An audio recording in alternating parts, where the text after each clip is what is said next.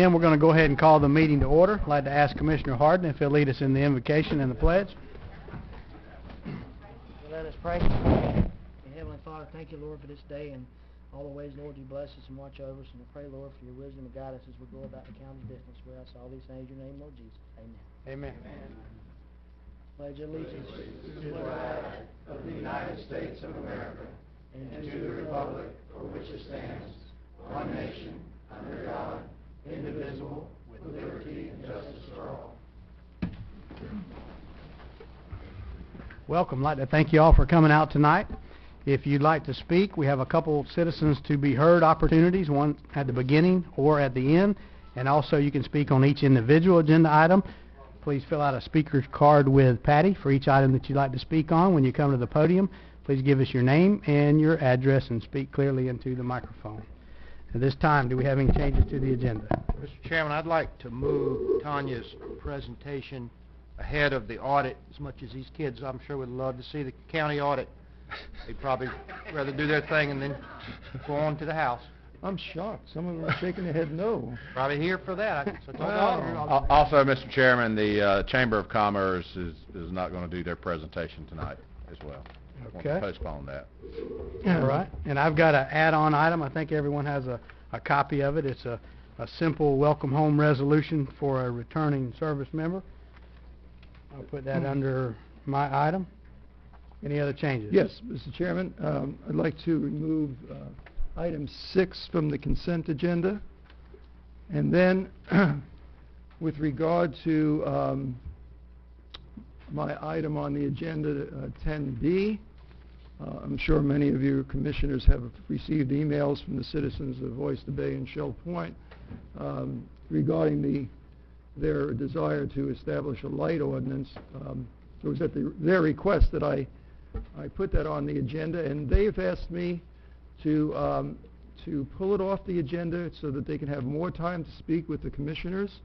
So they made that request of me, and responding to their request both by putting it on and by putting it to the next meeting probably.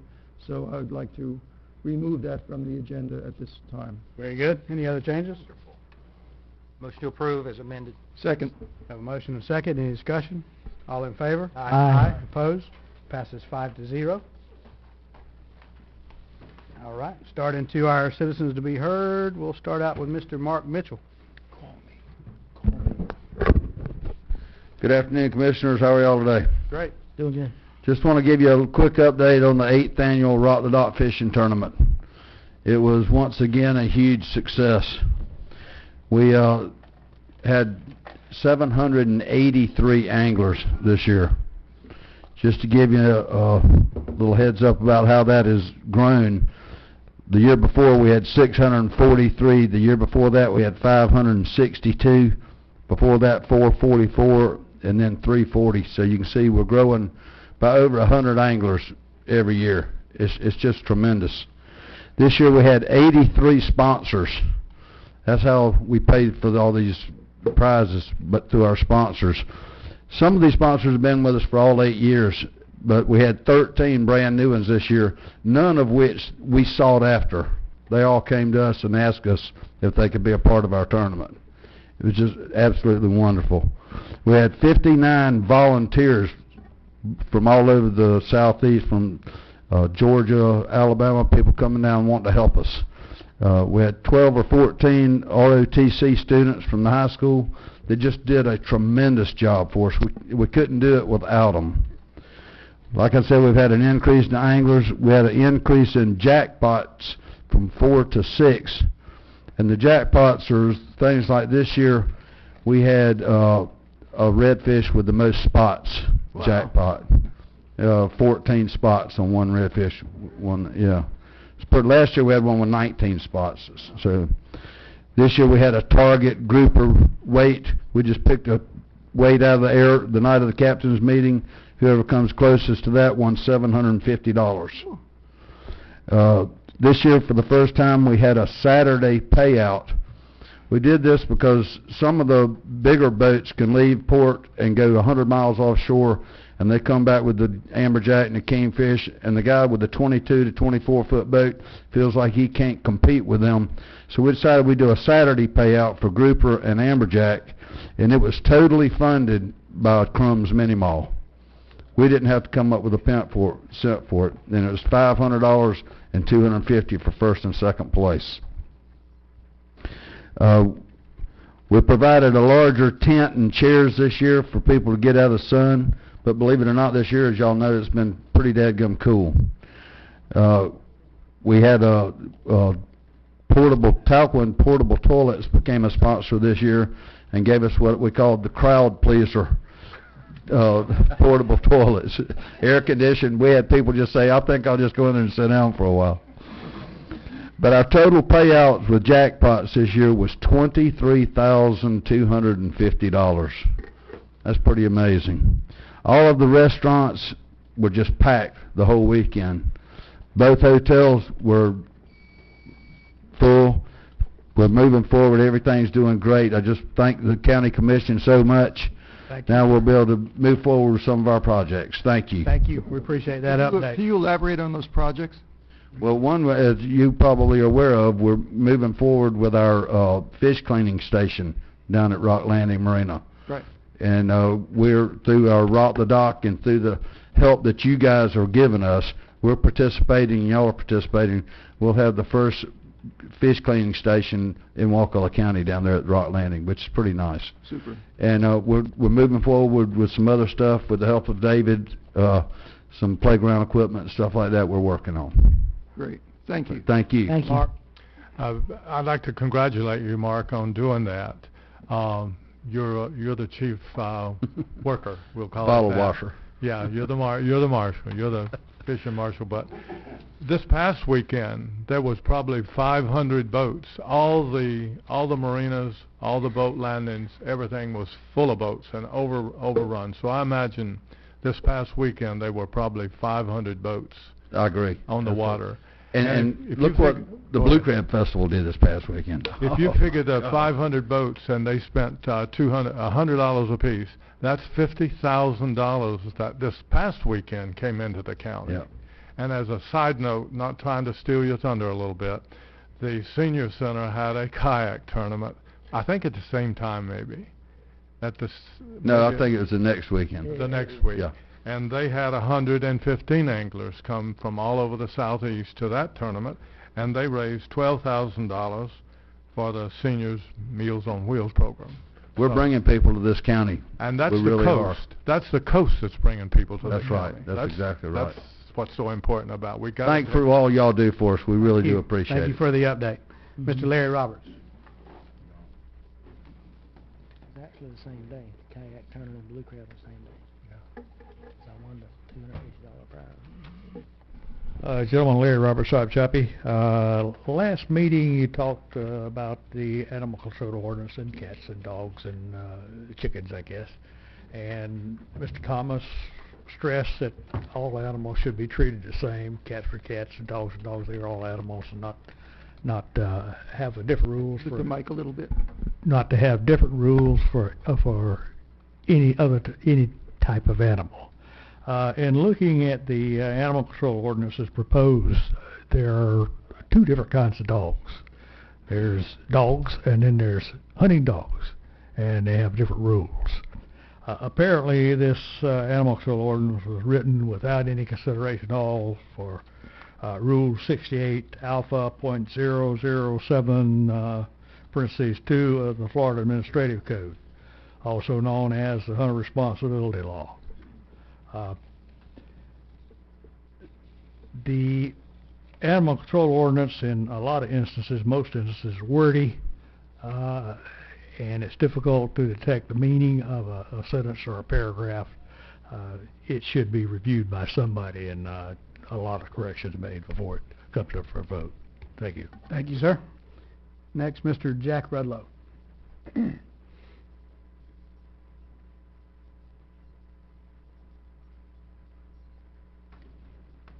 Actually, I was going to comment on Howard's need for a public hearing for the Buckeye Cellulose. But since I'm up here, You just heard Mark talk about all the money and all the people that were brought in. And Mr. Moore talking about how much money was brought in there. Well, let us consider that money comes in from a healthy marine environment. It comes in from a healthy and productive food chain. Already, through the BP oil spill, through other things, we have a diminishing of marine life. Since I started collecting 50 years ago, I have seen numerous species disappear. Things disappear in the food chain that is on the microscopic level that you will not see. You're going to be asked to consider this buckeye cellulose with all the dioxins, the poisons, and other things like that. It's a bad idea to support that. We really need all the public input and everything else. It's a bad idea the DEP is allowing this thing to happen.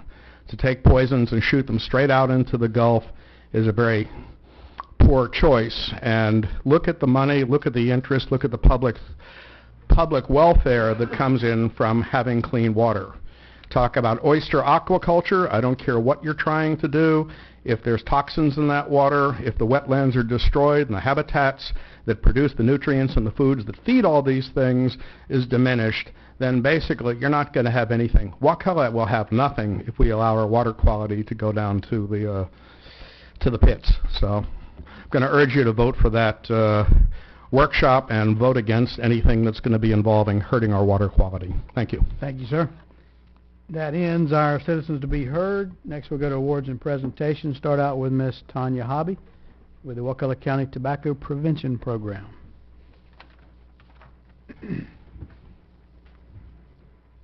Good evening. I'm Tanya Hobby from the Florida Department of Health, the Assistant Administrator and also the Tobacco Manager. I also want to recognize two people in the audience that's the backbone of this program, Molly Core and Aaron Hart. We are here tonight to talk about one of the prevention programs that's located in one of the schools. The SWAT students will be talking tonight, students working against tobacco.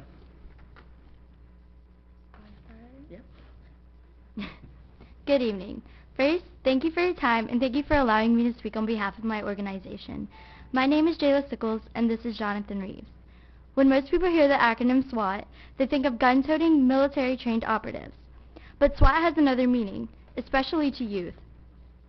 SWAT, Students Working Against Tobacco, is Florida's statewide youth organization working to mobilize, educate, and equip Florida youth to revolt against and de-glamorize big tobacco.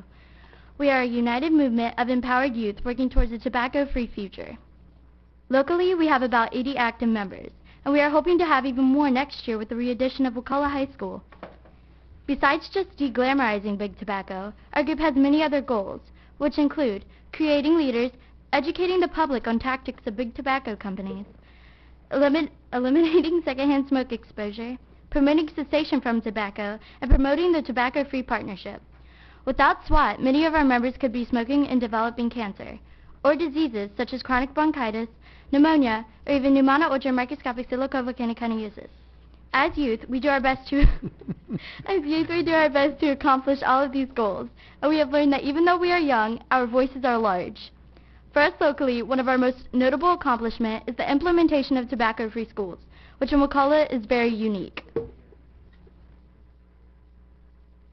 Now that you know more about who we are and what we stand for, all we need to do is talk about what we need. Our current campaign is knocking tobacco out of the park. Simply, we want to accomplish the creation of tobacco-free parks. It's easy to go to any local park and find adults smoking and polluting the air that children play in. There are so many factors as to why we should not allow tobacco at any of our parks, from the risk of secondhand smoke to the images being promoted to children.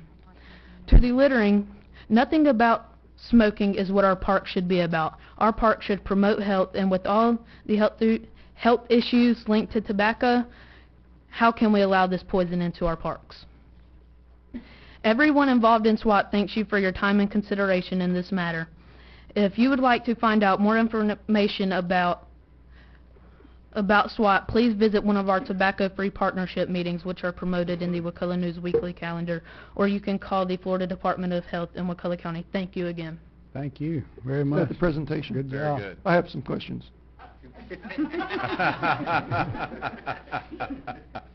So I appreciate the work you're doing, on smoking tobacco, but are you looking at the smokeless tobacco as well?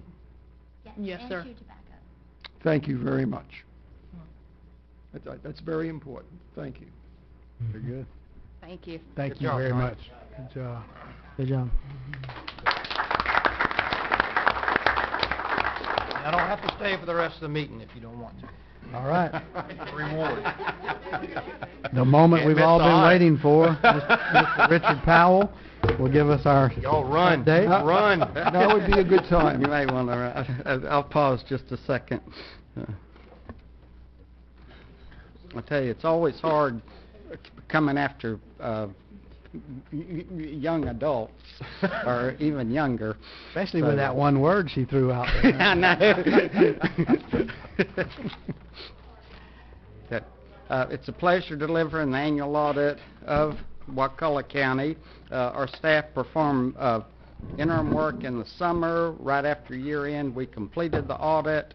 Your finance office prepared the financial report, and we worked with them, and so this is now the formal presentation of the audit. As always, I will review what I consider the highlights and then be pleased answering questions, address any concerns of the board. On page 2 and 3 is the audit opinion. It states that it's a complete audit of the county, and a county audit is a separate audit of each constitutional officer in the board, and then a combination of those financial reports into the one overall. It's completed in accordance with applicable auditing standards. In this case, we're comprised of the financial auditing standards, the government auditing standards, federal single audit standards, and the state single audit standards. So there were 4 levels of required audit procedures. In an audit, what you seek is a clean, unmodified opinion that states that the financial statements are an accurate reflection of how the county stood at the end of the fiscal year, what transpired financially during the year. You have that highest level of assurance, which is a good reflection on the quality of the financial records and practices of each office and the board. In the financial statements, I will we'll go to the first pertinent statement, which is the balance sheet of the governmental funds on page 21. This is a fund accounting statement, important because fund accounting is what the board and your staff utilize to manage various budgets in the county. The balance sheet under fund accounting is what I call a cash balance sheet. It includes just the liquid assets, liquid liabilities. Under fund accounting, there's 2 types of funds: the governmental funds, enterprise funds. So this is of the governmental funds. The major fund being the general fund. So the total assets of these funds are $14,397,270. Look at the general fund, $6,622,504. Total liabilities, $2,852,048. General fund, $1,358,574. Fund balances are cash reserves. So the total fund balances are $11,545,222. You have various categories of restrictions on those reserves. If you look over in the general fund column, the overall cash reserve of the county under control of the Board of County Commissioners is called the unassigned reserve, kind of the unrestricted reserve, $3,273,523. Always in analyzing finances, we look at what percent of general fund expenditures would that cover. In the prior year, it was about 6 weeks, and here it's increased a little over 8 weeks. So it should be hopefully 3 to 4 months, but you increased up to a full 2 months in this year. Can I ask you a question, please? Absolutely, Dr. So Yes, sir. going to the total fund balances with the $11,545,000, based on the rate that is being accruing, at the end of this year, at the end of this fiscal year, what would you anticipate that number to be? Well, I have no idea exactly Yeah, I understand. what the budget was, but in the current year, it increased $800,000. So if that happened again, it would add a few more weeks to that the balance. But always, everyone knows that I tell everyone auditors are scorekeepers. I got you. Not predictors. Great. Only $3 million of that $11 million is actual money in the bank that we could spend for expenses, right? The other Absolutely, stuff- that you could do something for an emergency, or you Example, could appropriate. Most of it is under the prepaid expenses category, at $6 million of that. Mhm. What is prepaid expenses? It's restricted, that's under I restricted. understand it's restricted, but I'm just trying to make a Right. point that of that 11 million, 6 million of it. Absolutely. Yep. It's mainly your special revenue funds. It's fund balances that have legal restrictions on them. The first one that jumps to mind is like transportation related. Sure. A lot of it's that, and a lot of it's other things. So just to follow up on that before Yes, sir. I let you off the Yes, hook. absolutely. So that the $3 million, more or less, that Commissioner Merritt was referring to, do you have any, can you tell us, or if you can't at this meeting, please shoot me an email on how that has been accruing as far as over the last year? Yes, okay, it increased $800,000 in this year. In this year that I'm reporting on, it increased. In the audited year. In the audited year. Yeah. Yes. The prior year, it Increased increased $800,000. That $800,000 applies to the total scope of everything. Only the unrestricted, apparently. Of general Oh, fund. That's what I want to The clarify. general fund, unrestricted fund balance increased about $800,000. Okay. Ma- The next page. Oh, okay. Excuse me a second. Make sure we talk into the Audience. microphones, because the public is outside of us is saying they can't hear. Are you still on page 21, or are you on page 22? Okay, I concluded page 21. I could Okay. go to page 22. Okay. That kind of is the other, it answers that question. Okay. This is statement of revenues, expenditures, and changes in fund balance, so that you can see the total revenues for the year were $32,090,344. The general fund was $10,967,478. Total expenditures, $31,047,586. General fund expenditures, $19,888,990.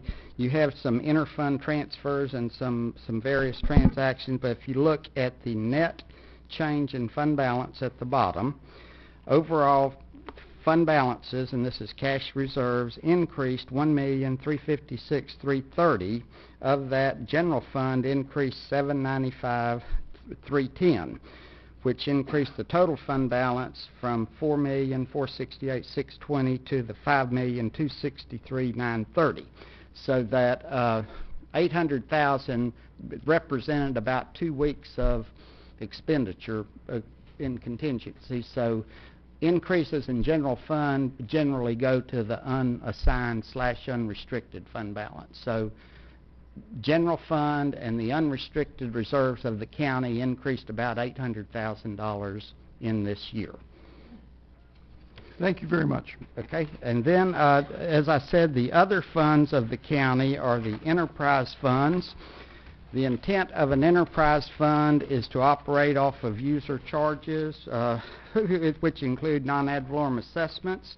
In Wakulla County, that's the sewer fund, solid waste fund. The balance sheet is on page 25. Enterprise funds use business accounting principles. Total assets, $18,050,884.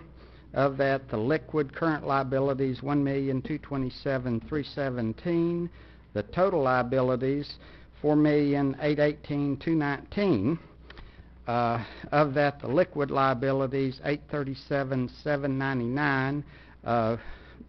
When reviewing financial statements, you look at the liquidity measure of the relationship between current assets, current liabilities. You would like a 2-to-1, 3-to-1. You're about 1.5 to 1, so it's about the same as the prior year. In here, the net position is a total of $13,232,665. The substantial amount of that is invested in capital assets, $14,109,271.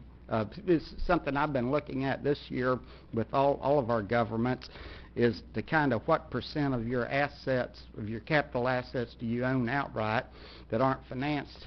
In your instance, it's about 90%. So you're very well leveraged in this business enterprise.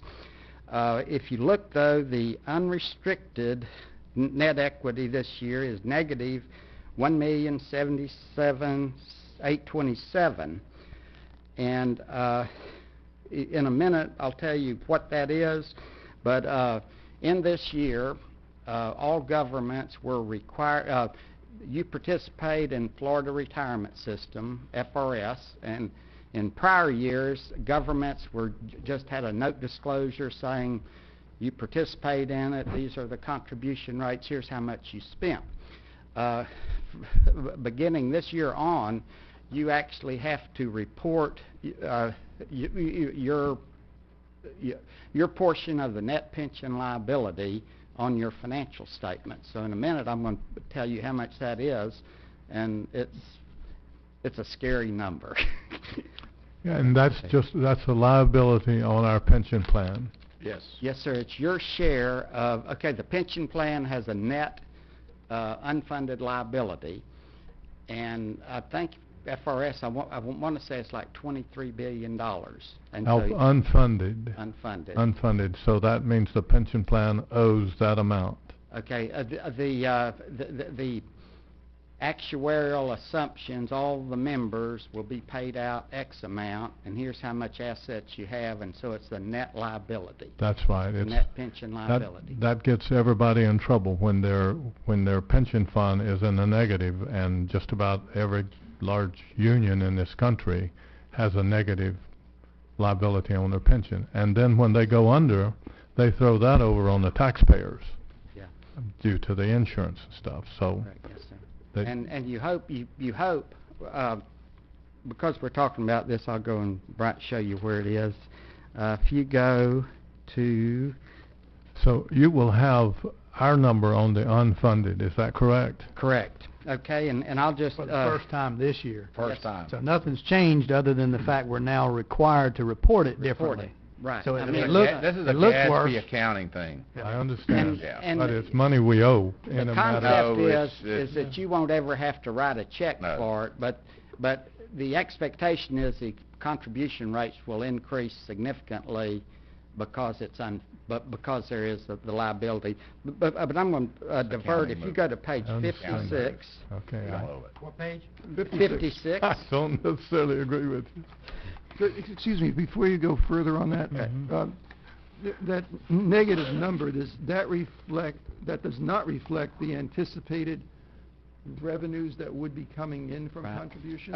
No, well, honestly, on that negative number, it's a reflection of, in this year, you have the liability to close and monitor your landfill, and you're required to report as a liability the remaining cost of closure and 30 years of the monitoring activities. It's negative because of that number. Right. It's not the pension liability. But while we're talking that, if you go to page 56, I was going to do this anyway, but a little out of turn is fine. It's a table of all of the long-term liabilities of Wakulla County, and they're arranged in governmental and business type. And if you see that your capital leases, the total's not much, $544,233. The loans, $1,806,701. Those are real liabilities. Then the payroll, employee-related liabilities, compensated absences, $893,553. That's a calculation of if all your employees separated at the end of the year, what would be owed. The other post-employment benefits liability, $842,000. It's again a required disclosure. It is an actuarial calculation of the fact that you have retired employees on your health insurance plan, and it is the imputed liability that because they're on your plan, your expenses are higher than if you had all young people on your plan. Okay? But And let me clarify on that. They still, if they're retired, they're picking up the cost of that, right? Yeah. We still have to report it, but taxpayers are not bearing correct. the cost Yes, of that. yes, Exactly. yes, you're not bearing the cost. It's just kind of to say your future health insurance costs will be higher because they're on the plan. You have to allow them under Florida statutes on the plan, and they are paying the same premium that you're paying for your employees. Okay, if you now look at the FRS liability, the total for Wakulla County is $11,351,772. Where's that number? Okay, it's on page 56 under the governmental activities in the ending balance. Oh, you're up at the top again, okay. Okay, the total governmental activities, $15,438,259. Thanks. Of that, the substantial liability is a FRS liability, $11,351,772. My good friend the administrator says that's an accounting number. When I see the word liability, I look at it as somebody owes it. Am I wrong? Okay, the plan owes it. The concept is you will not get a bill that you'll have to write a check, but you will pay that every year through higher contribution rates. And so it's for sure to say that it's not likely that the contribution rates will reduce over the year. So you will be paying it, but you won't pay it all at once. Okay, so my liability is 11,351. Correct. Will that liability increase? Okay, every year there's an actuarial study that FRS does, and it's a function of contributions received, investment earnings, payouts, Statewide. retirees. Statewide. Yes, statewide, and then they allocate it all the way down to the very smallest employers. But it is something to be aware of. So basically, our liability could increase not because of us, but because of some other areas of the state. Sure, absolutely. There's your lead story, Nicole. That's exciting. Stuff. That's very exciting. Well, okay.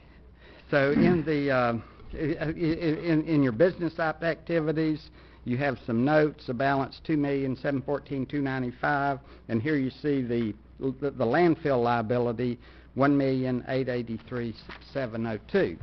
Again, that's not something you'd write a check on all at once, but you'll pay that every year, and then it'll change based on estimates.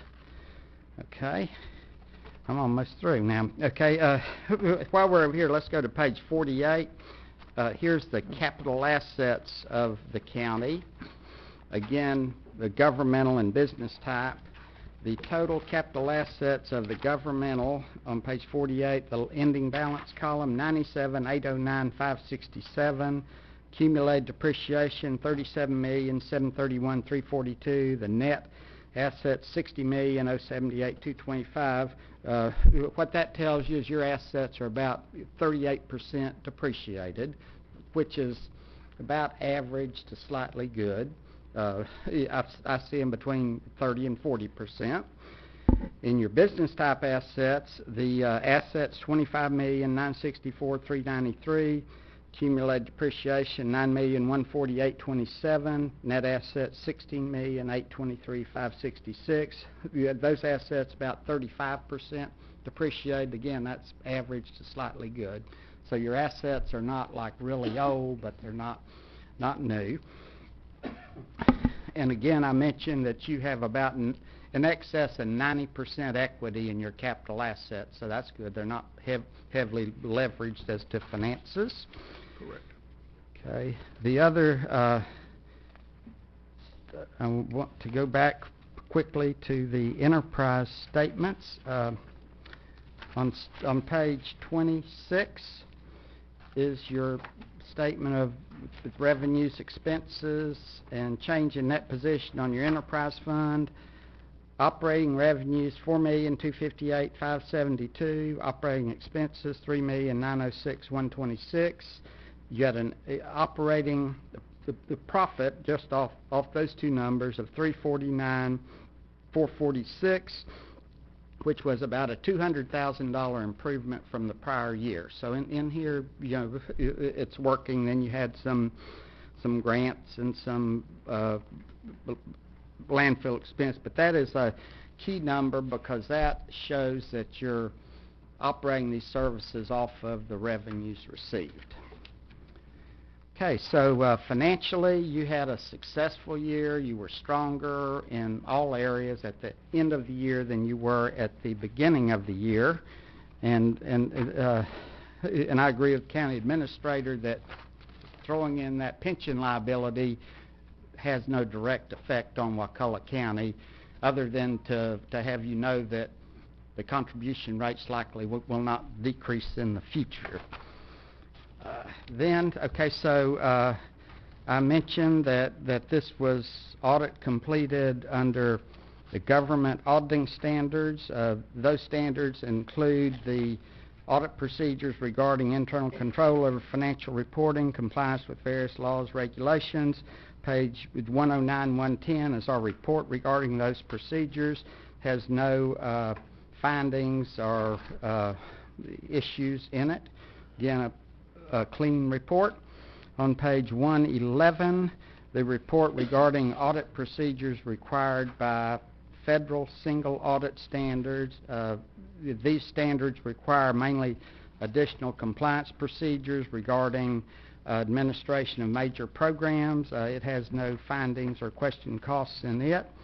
The equivalent report regarding the state grants on 113, 114 it has no findings or question costs in it. On page 115 on, that shows the federal grants, takes 2 pages. The federal grants were $2,637,100. You traditionally have a number of grants, which is one of the reasons you've been able to have such high equity in your fixed assets. If you get fixed assets from grants, you don't have to use debt. The total state grants on the next pages, $2,773,694. So in this year, your total grants were $5,410,794. Again, what's significant is your staff has to administer each of these programs, has to have separate financial records, and to have no findings is good. Auditors have to audit them too. The number you just gave us, the $5 million, that's a combination between the federal and the state? It is, yes, sir. It's Right. adding the 2 numbers. Okay. Finally, the management letter on page 126, 127. Again, it shows each of the captions, the board and each constitutional officer. Board, there were no reportable findings in the prior year. In the current year, from our audit of selected cash receipts, we found instances in several board departments where receipts were deposited 7 to 29 days after being received. To increase security and accountability over cash receipts, we recommend that all receipts be deposited daily if possible, always by the end of the week received. And I'll just quickly say the clerk had no findings current year or prior year. On page 127, the property appraiser, no findings prior year, no findings current year. Sheriff's, no findings prior year, no findings current year. Supervisor, no findings prior year, no findings current year. Tax collector, no findings prior year, no findings current year. The annual report to be filed electronically will agree with the financial statements. We determined that the county had not met any of the statutory conditions of a financial emergency. We did financial condition assessment procedures. I've given you the highlights of those procedures. We noted no deteriorating financial conditions in this year. On page 129, we're required to report on a few things now. They keep adding these. The budget certified by the clerk of courts, performance standard developed by the clerk, investment of funds, and then the use of the 911 funds. We had no findings regarding that. the county administrator's response is on page 130, 131. As always, we appreciate working with the county and try to answer any more questions. Yes, sir. I have a question. Yes, sir. You mentioned earlier that there was a ratio of 1.5 to 2 or 3 or something. Go over that for me. Okay, in an enterprise, the relationship of the total current assets to current liabilities is a liquidity ratio. And you should have at least twice as many current assets as you have current liabilities. And we're at 1.5. You're at 1.5. So we're not up to snuff quite. No, it means that you have to watch cash management closer in those funds. I'd ask David a question. On our insurance, what is our total cost of insurance on a year? Do you have that? I don't have it with me right Okay. now. Oh, is the question being asked about all types of insurance? Yeah, I mean, is it... No, I don't. I'm asking Commissioner Yeah. Moore. What kinds of insurance are you referring to? The total amount that we pay in insurance. All insurances? Yes. Okay. So health, auto, everything? Yeah. I think primarily, though, I'm talking about health insurance. That would be my primary, because, yeah, I would be talking about health insurance. I think anyone contemplating running for county commissioner should be forced through a full-day session of the audit presentation. Thank you. I also want to say that obviously it's a good report. It is, yes. And a good report is a reflection of the people who are managing the county and managing the different budgets. So those people need to be congratulated as well. Absolutely, yes, sir. Further discussion, question? The only thing I want to maybe add is Commissioner Moore mentioned earlier he was asking several questions about the liability issue with the Florida retirement, but I do know that the it's, even though it's not 100% funded, that the Florida retirement system is one of the most funded systems in the nation. It is absolutely. And I don't think there's hardly any government in the nation that's 100% funded. But if I remember right, Florida retirement system is like 85% funded. And even though that figure looks like 23 billion liability, but that's 23 billion of like several hundred billion in assets. So really, it's a very small number that's unfunded. So I just wanted to say to Commissioner Moore maybe that the Florida retirement system, even though it shows that liability number, is one of the best in the nation. It is absolutely. It doesn't award a county that's doing great Right. retirement payment, because we're thrown into a lump of all those who do not do that. It reminds me basically, back in FHA insurance, you would pay $1,000 of PMI, private mortgage insurance. You paid off your mortgage, and they didn't give you the money back. They threw it in the pot for everybody else, whatever. So it's sort of the similar. Exactly that. And it's still that way today. It's certainly not fair, but because we have a good operating county, and we're thrown in with Everyone counties who are close to bankruptcy, and cities, and all of a there's sudden, just all kind of people. if they go bankrupt, it adds into this account that we have to pay. Yeah, I understand. Further comments, questions? No. Thank you, sir. very much. Appreciate that. Riveting as always. Yeah, thank you, and I appreciate the early. We know a lot of hard work went into getting us to this point. Thank you. Thank you. You should sell DVDs if this is what Howard just said. Next, we'll hear from Mr. John Shuff regarding the Economic Development Council.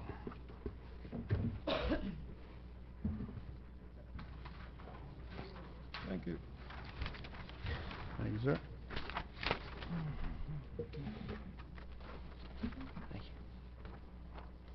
Thank you, John. Maybe.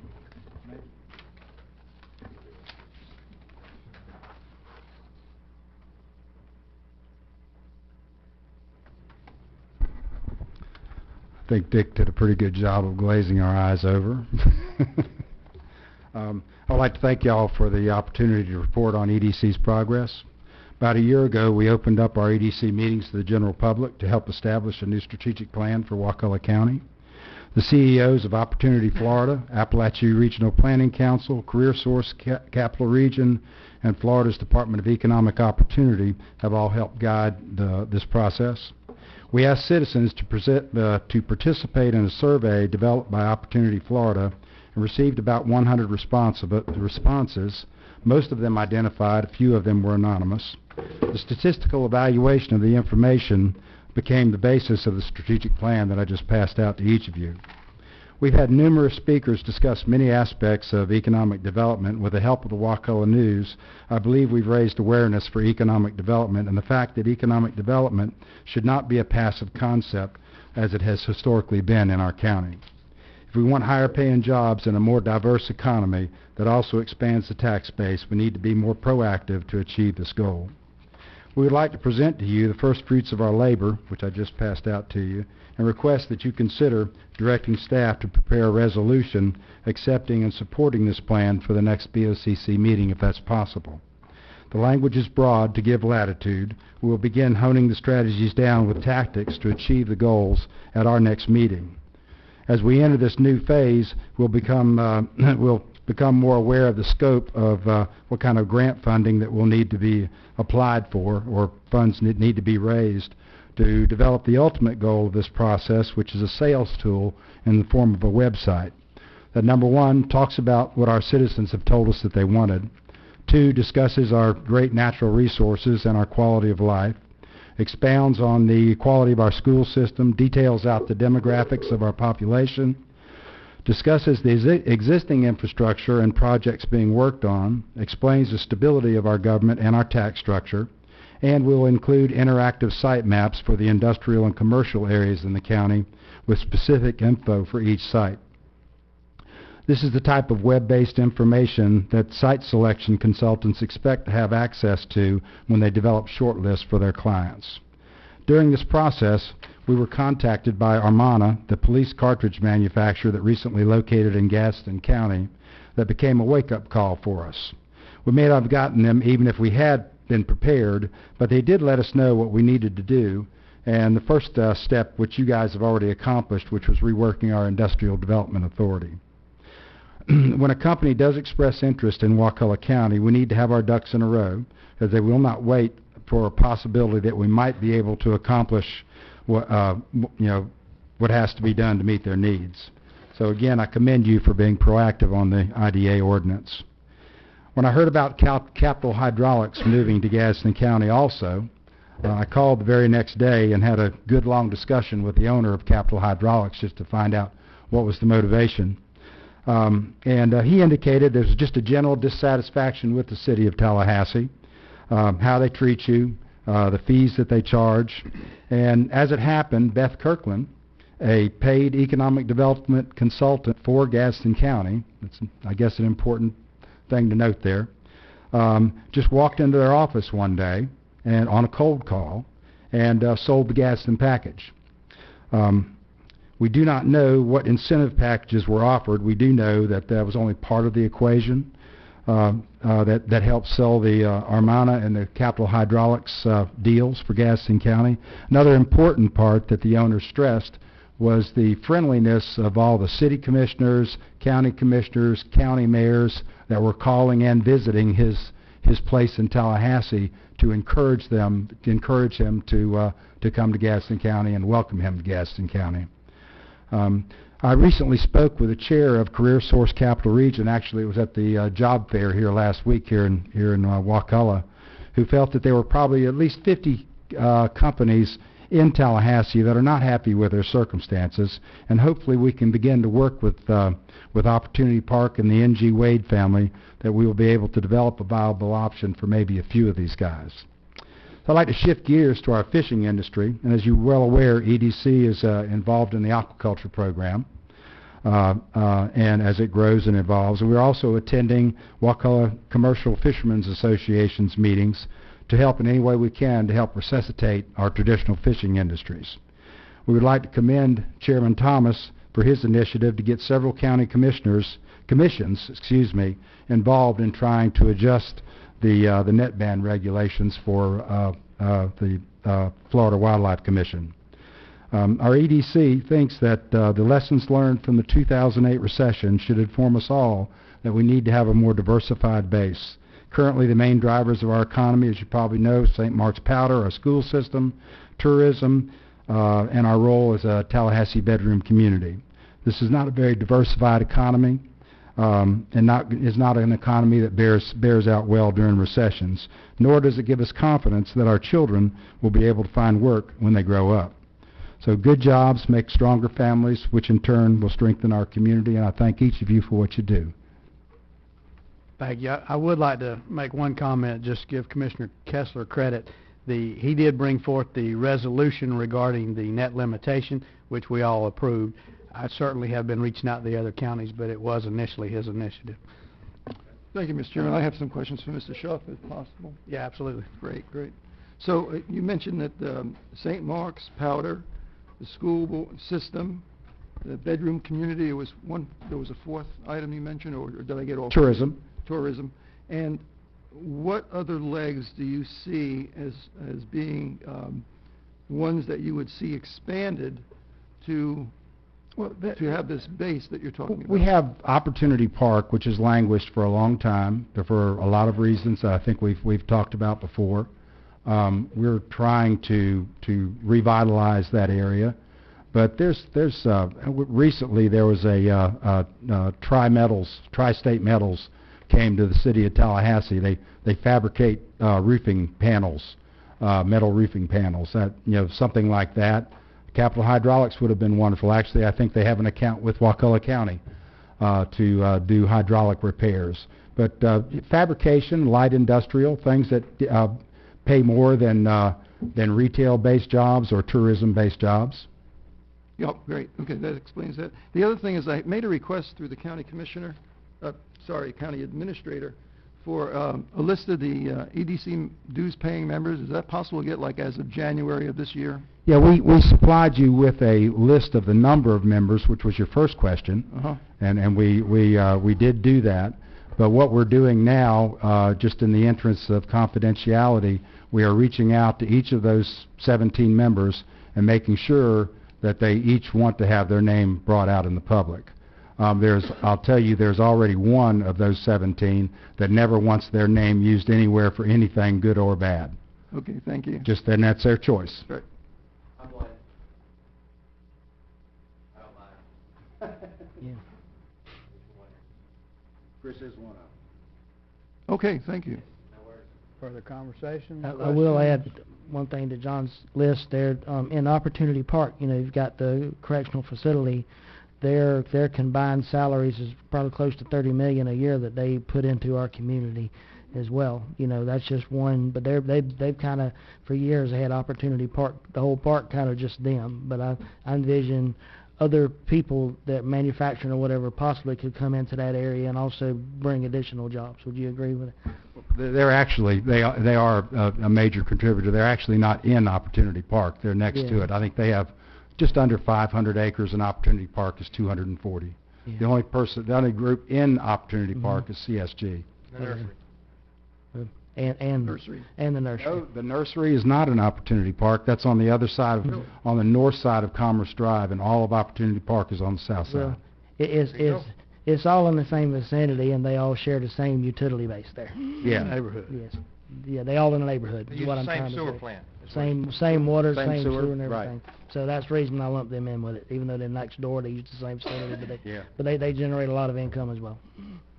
It's like saying you don't live in Smith Creek because you live on the south side of 375. We all know. Thank you, sir. All right, that ends our awards and presentation. At this point, do we have a motion to approve the consent agenda? Second. And that is with the exception of item number 6. We have a motion and a second. Any discussion? All in favor? Aye. Opposed? Passes 5-0. Commissioner Kessler, you pulled item number 6. Thank you, Mr. Chairman. Here we go. Item number 6 deals with, let me pull it up here for a second. We actually have a change on the agreement packet that Northwest Florida Water Management District of increasing sewer and expansion to Magnolia Gardens and Wakulla Gardens. I'm going to be voting for this. but I wanted to point out I'm not very happy with the use of Amendment 1 funds in predominantly ways that were not principally intended by the citizens of this state. So, Motion to approve. Second. A motion and a second. Further discussion. All in favor? Aye. Aye. Opposed? Passes 5-0. All right. We have no general business tonight. Public hearing. There is no vote on this, right? That's correct. This is the first of 2 public hearings for this text change. This item is requesting the board to conduct a public hearing. This is on the solar power generation facilities, or the solar farm amendment that staff has spoken with you about previously. Summer, if you want to give a brief synopsis of it. Sure. As Heather said, this is the first of 2 public hearings. This will adopt design standards for solar power generation facilities and permit those under the code in the ag, light industrial, and heavy industrial zoning districts as conditional uses to be reviewed by the Planning Commission. The final public hearing for this item is scheduled for June 6th. Any cards for this? Thank you. Solar public hearing?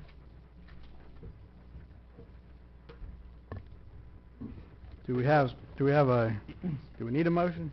No. We have He's here to one. listen to We don't need a motion on this one to conduct a public hearing? You guys are somewhat inconsistent on that. You can make a motion and vote on it if you want. It doesn't. I'll make a motion to continue being inconsistent. All right. I'll second that inconsistency. I think it'd be good. I mean, option number 1 is a motion to conduct the public hearing. That's the motion I'll make then. Second. All right. Any discussion on that? We have one citizen, Miss Nikki Barnes.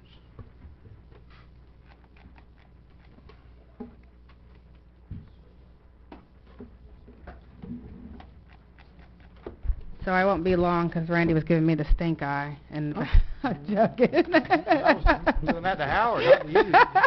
No, I'm joking. But I did want to talk about this, and just to bring some awareness about what's plans or where we're seeing solar, not only locally in our county and some of our ordinances, but across the state as well. And 2 amendments we will see this year around solar. And when I saw it on the agenda, I thought this would be a good time to at least introduce it since it's going to come back. So this is not a bad idea. I'm in favor of this, but I'm concerned about it because long term I don't think it gives the community what people really want. They want the ability to self-manage and be able to zone these areas for solar and produce it. But I think if they know long term that they can't sell it, and that there's a very high expense for operating solar, these 2 amendments may really become pretty important. So to start with Amendment 4, that will be on the August 30th ballot. That is proposing an amendment by law to exempt from ad valorem source devices subject to tangible personal property tax, and to authorize the legislator by general law to prohibit consideration of such devices in assessing the value of real property for ad valorem taxation purposes. Basically, it costs a pretty penny to operate solar on your land, and it's an expense to it. Amendment 4 takes that value of that equipment off the ad valorem taxes and makes it more affordable for someone to produce solar on their property, and it gives them a tax break if passed, so that they can help us move forward into the renewable energy force in Florida. The issue is the other amendment, Amendment 1. So let me stop there for a second. Okay. You're an advocate for number 4. Yes. Okay. I'm an advocate for number 4. It gives people a tax break and gives them the opportunity to produce solar. So that's a good thing. Amendment 1, I am against. That will be on the November ballot. Amendment 1, it is disguised as a solar choice initiative, but in actuality, it really is not. The ballot language says this amendment establishes a right under Florida's Constitution for consumers to own or lease solar equipment installed on their property to generate electricity for their own use. State and local governments shall retain their abilities to protect consumer rights and public health, safety, and welfare, and to ensure that consumers who do not choose to Installed solar are not required to subsidize the cost of backup power for any groups that choose to do so. Sounds good, but for your own use is probably the key point. This amendment is backed by Florida Power and Light Company, Duke Energy, Tampa Electric, Gulf. It closes in the free market. It will not allow people who choose to do solar here in Wakulla to actually be able to sell it. So we're rezoning our lands. We're trying to open the free market here. But if you put solar on your property, you will not be able to sell it if Amendment 1 goes through because you'll be in competition with the electric company, which they don't want. So And yes, we've got until August to dig a little deeper and... yes. So yes on Amendment 4, August 30th. No on Amendment 1, November. Thank you very much. Thank you. I'd like to make a comment on that, Mr. Chairman, if I might. It's a complicated issue. I spoke with the League of Cities. They have real concerns about any legislation coming through, and especially with if the legislation comes through that allows for the selling of the utility, which I'm in favor of, but there has to be some balance there because it's a real disruptor as far as revenue flows for the cities. So just put that out there. Very good. Any further discussion, comments? All right, so we will have our second public hearing. What was the date? June 6th. June 6th. We'll move on to planning and zoning, item number 9. Mr. Chairman, this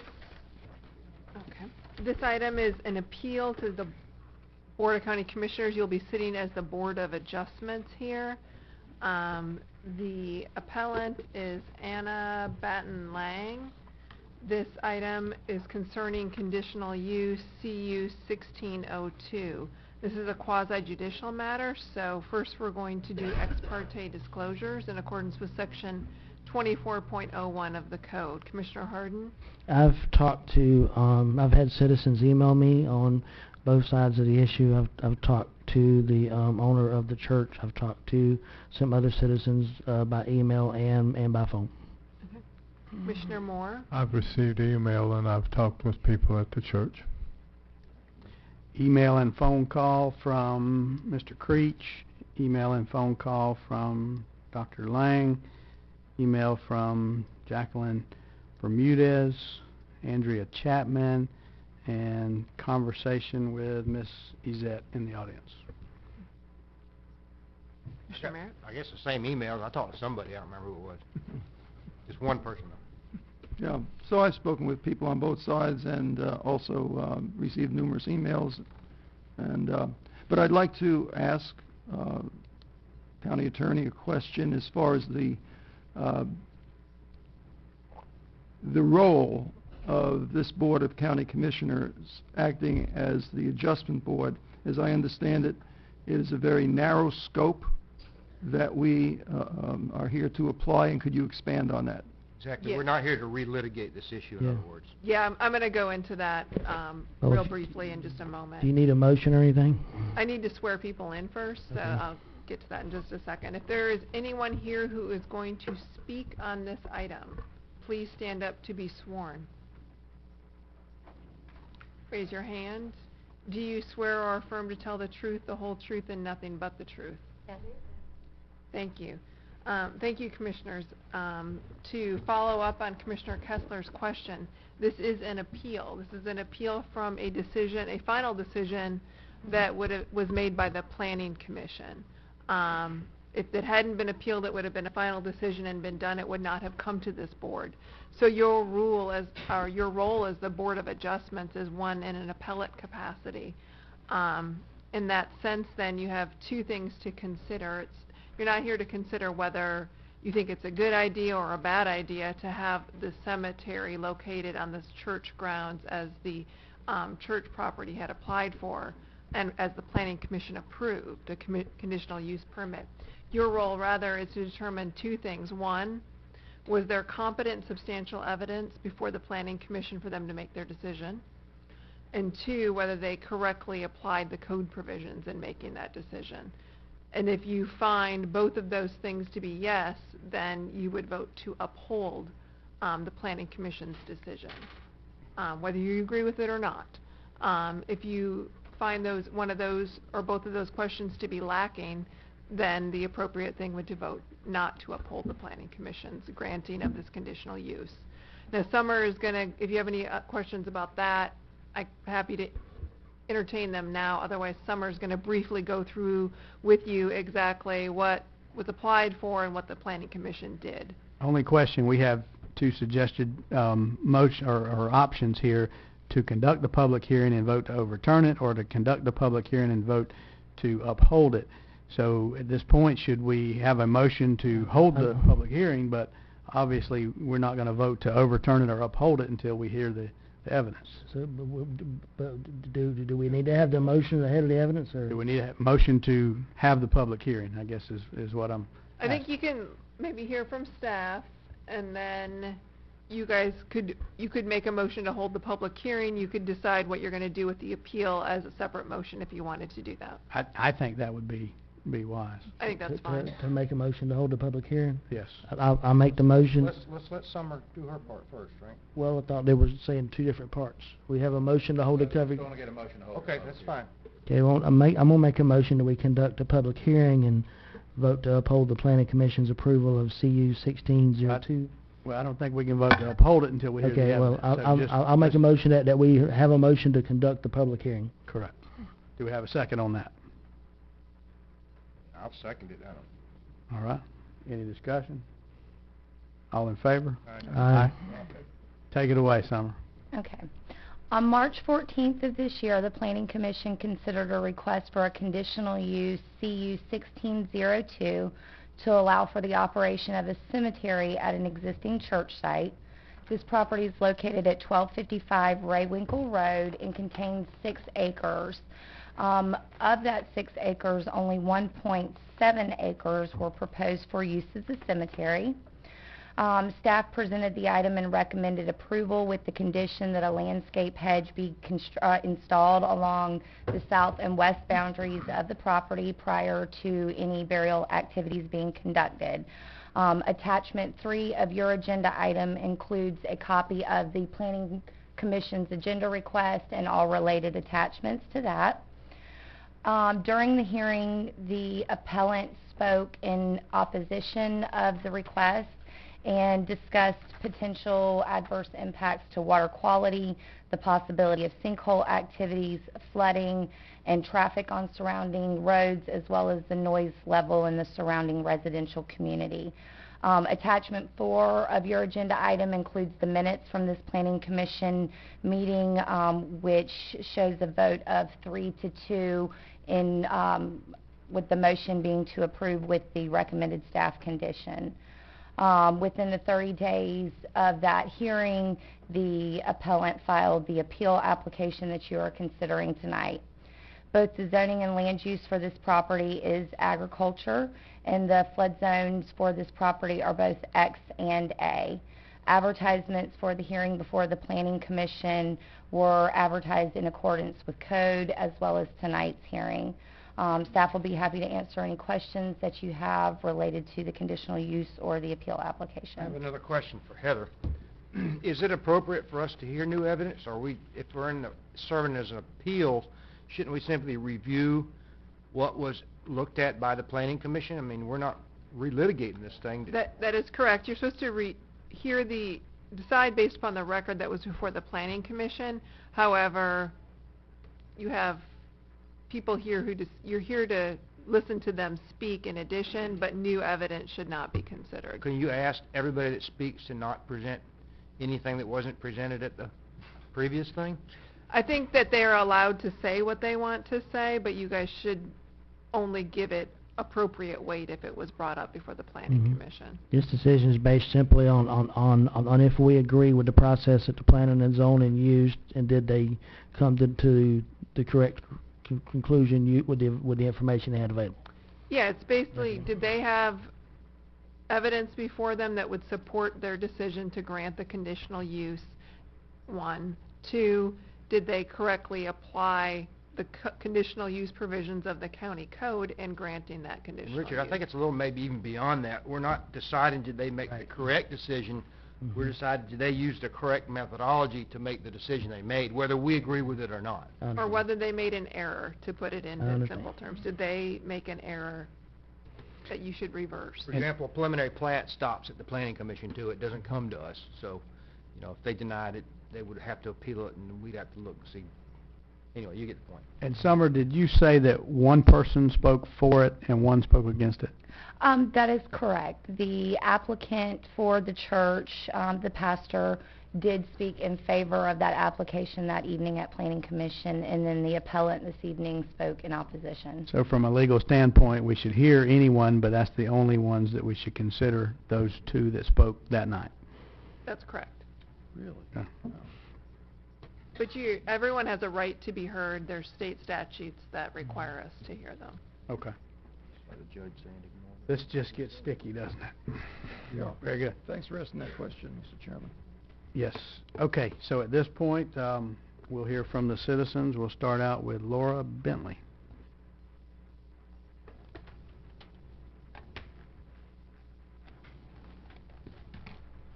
Good evening, gentlemen. Good evening. I live at 4282 Coastal Highway. Prior to that, I lived with my parents at 4224 Coastal Highway. My property was part of the same property that this church now sits on. It was the original land owned by Mr. Raywinkle. I wanted to give you a little bit of history about that land, since I now have over 30 years of living on it. The church now owns that land because Mr. and Mrs. Boatwright was born on that land.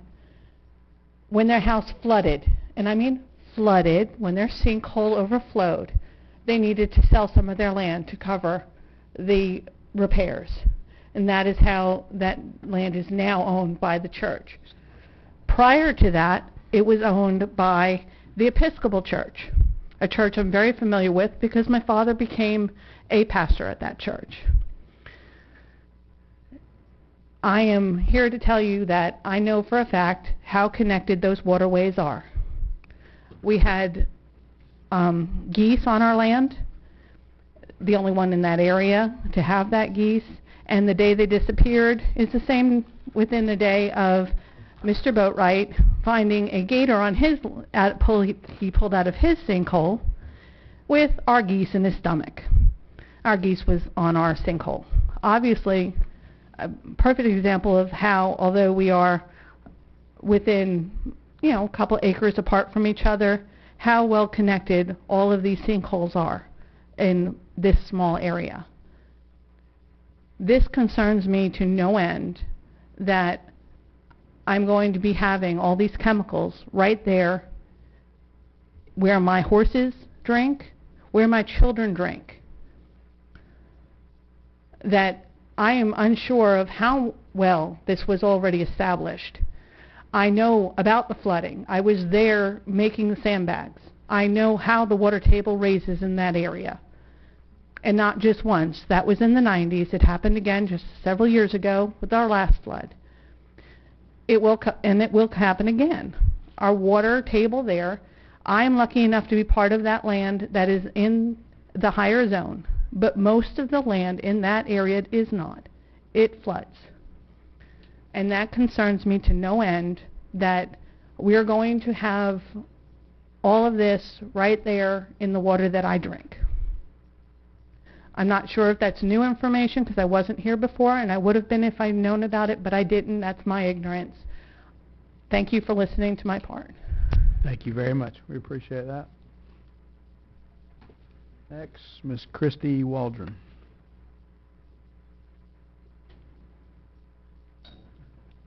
Waldron, W-A-L-D-R-O-N. Thanks.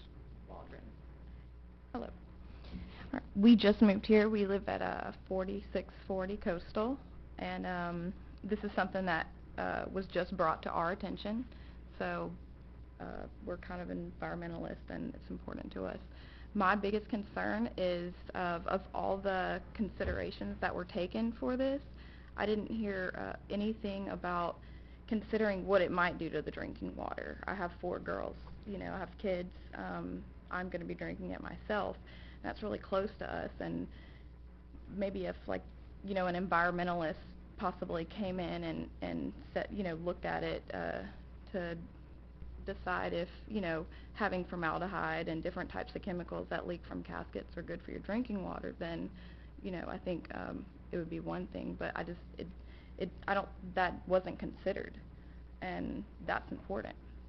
So that's our health. I mean, we're on, we all have wells out there, so it's really important to us. And that's my biggest thing, is I would like to see a revision, because I don't feel like everything that could have been taken into consideration was. Thank you. Thank you. Mr. Rick Creech.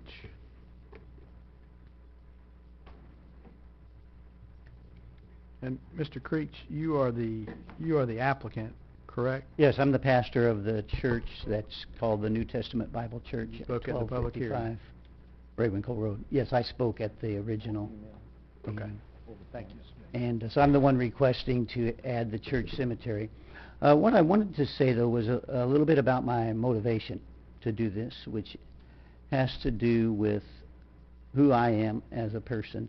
My motivation for putting in the cemetery goes along with my motivation for everything I'm going to do with that property. In 1968, at the age of 19, I bowed before the Lord Jesus Christ and prayed to him that he would save me of my sins. He answered that prayer because he always answers it. Shortly thereafter, I became dedicated to one concept for my life as far as the overriding priority, which is to study and know this book. That's my number one priority. So that has been for 48 years. The reason that I started the New Testament Bible Church is to teach this great book. The adding of a cemetery is a normal part of a church ministry that's important for the gospel, because the gospel is about the death, the burial, and the resurrection of Christ. Now, I think that the Florida legislature recognized that, because they added a statute that has to do with cemeteries, 497, I think it's in the agenda mentioned there. And the Florida legislature put in an exemption for churches to be able to establish a traditional cemetery, as long as it's less than 5 acres. As was mentioned, this one's just 1.7 acres, very small. And as long as it's single level burial, which is a traditional burial. And so I think that the decision should be based upon existing law, not upon people's preferences. If they have a preference, a citizen has a genuine preference that's different than the existing law, there's methods to go before the legislature in Tallahassee and contact the legislatures and ask them to change the law. But as the law exists, to my understanding of it, we have every right to put a small church cemetery there. So that's why we're requesting that, for the continuation and the assistance to our ministry that many churches do in Florida. Thank you. Thank you, sir. Thank you. Miss Izette Vandermeer.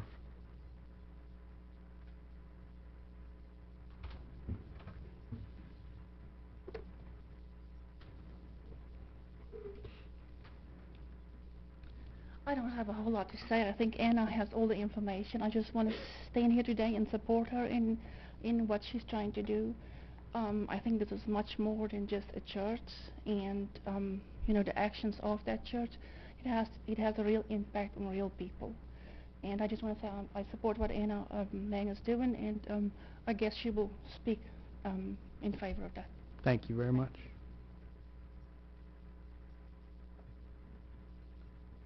Miss Anna Lang.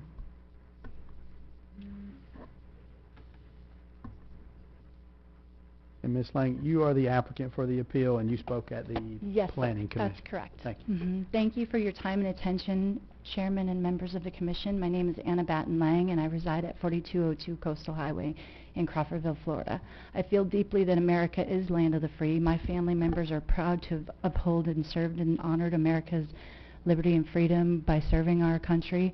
I am a Christian. I've spent Sunday afternoons visiting families and graves and planting flowers and mourning Therefore, it is a challenge of my principles to stand before you today and ask you to tell my neighbor and fellow landowner what he should or should not do on his own property, except in the case when his apparent intentions have potential to cause harm to the public health and safety of our environment. In the process of applying for a conditional use, it is responsible for the Planning and Zoning Commission to show due diligence in determining the appropriate use of the said property. I am here today because I feel that due diligence may not have been applied in this particular case. I ask you today to consider the site conditions for zoning to be revisited. We know this land will continue as wonderfully as a church. We do not need to enter a cemetery. The geography in this church is directly across the street from Raywinkle, the Punch Bowl Sink. It connects to the Wakulla cave system and caverns in the rivers. This is a pond on the church, and no one knows exactly what it's connected to or to these cave systems, and I'm certain that they are. Historically, there has been substantial flooding on this property during major storms. 2012 was the most recent. There was a home lost in the 90s on this property. There has not been a tropical storm in the 1 year that Mr. Creech has owned this property, but they will be coming. There is an existing sinkhole on this property in question, at which point does this area become vulnerable to other sinkholes. There are 2 sinkholes across the street on Highway 98. There is one north to his land, and there is one east to his sinkhole as well. So it is a very active site.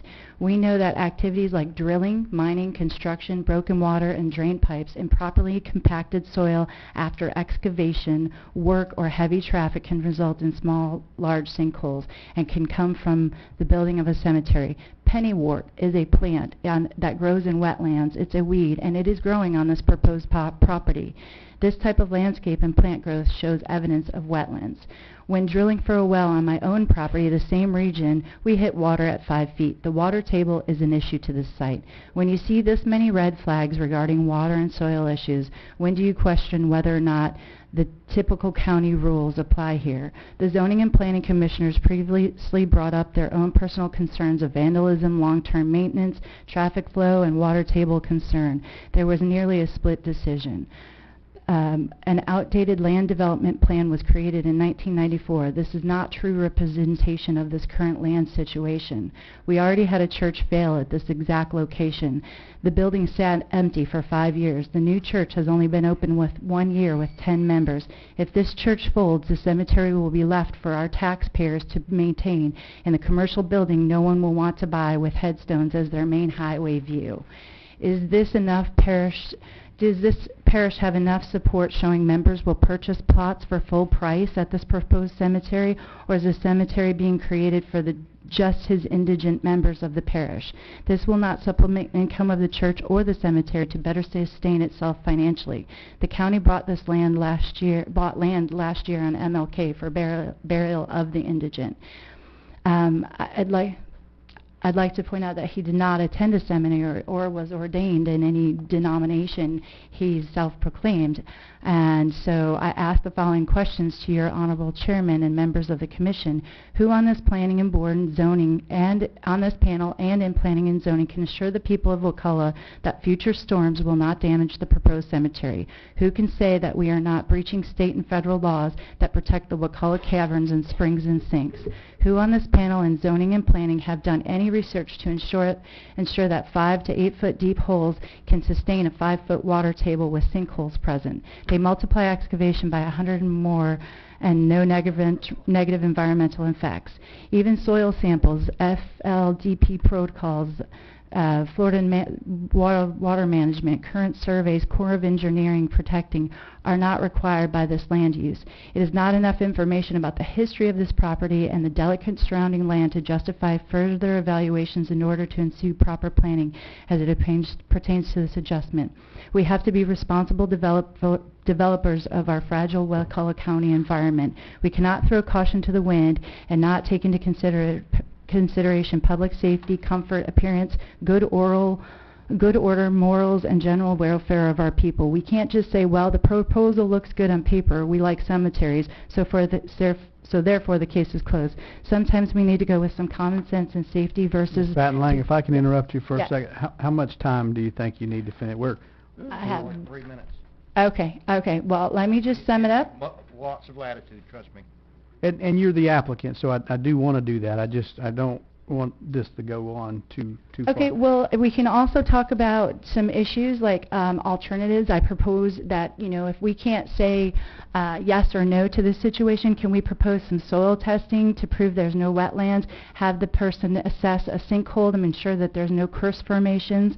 Let's talk about having the landowner assess the spring on the land, make sure that it's not linked to punch hole sink. Let's ask for a land survey for possible fill to create higher elevation in this environment. Let's wait 10 years and reapply for the cemetery to ensure it's an established church. Let's talk about ensuring that enough people want to be buried there to propose a possible cemetery so there's an actual need, so it doesn't fall on our taxpayers.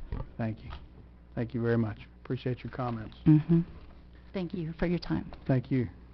Mr. Sean McGlynn, did I get that right? Yep.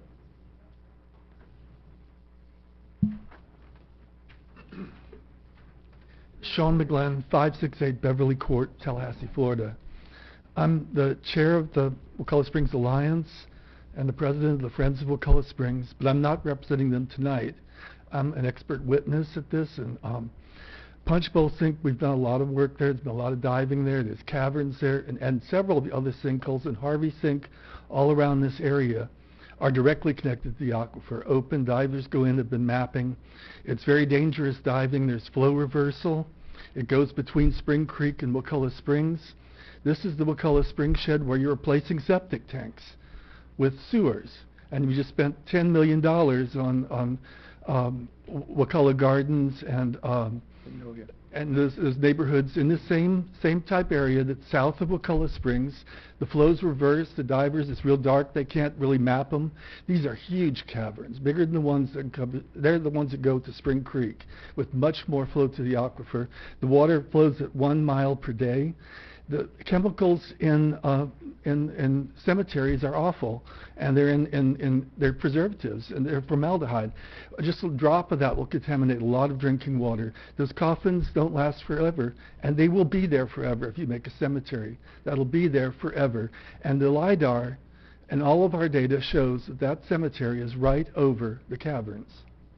And that the sinkhole, I don't know if it's open or not, we could find out, but the other ones around there are all open and are well known to divers, and USGS has gauges in Punch Bowl Sink monitoring the aquifer all the time. So I would really watch this, and the laws have changed. We're not allowing standard wastewater treatment plants in spring sheds anymore. We're not allowing the disposal of biosolids, and this is very similar. They're just in boxes.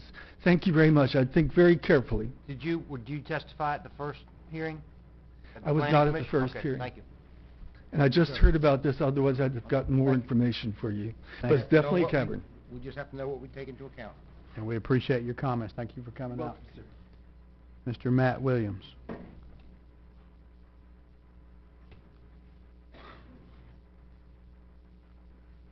Honorable gentlemen of the commission, I'm Matthew Williams. I'm from Woodville, just south of here, or just north of here, 1984 Register Road. I really don't have a dog in this fight, but I figured since I was sitting here I would voice my opinion.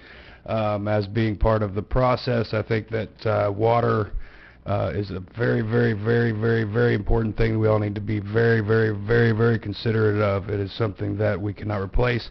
It's something that is very difficult to remediate once we destroy it.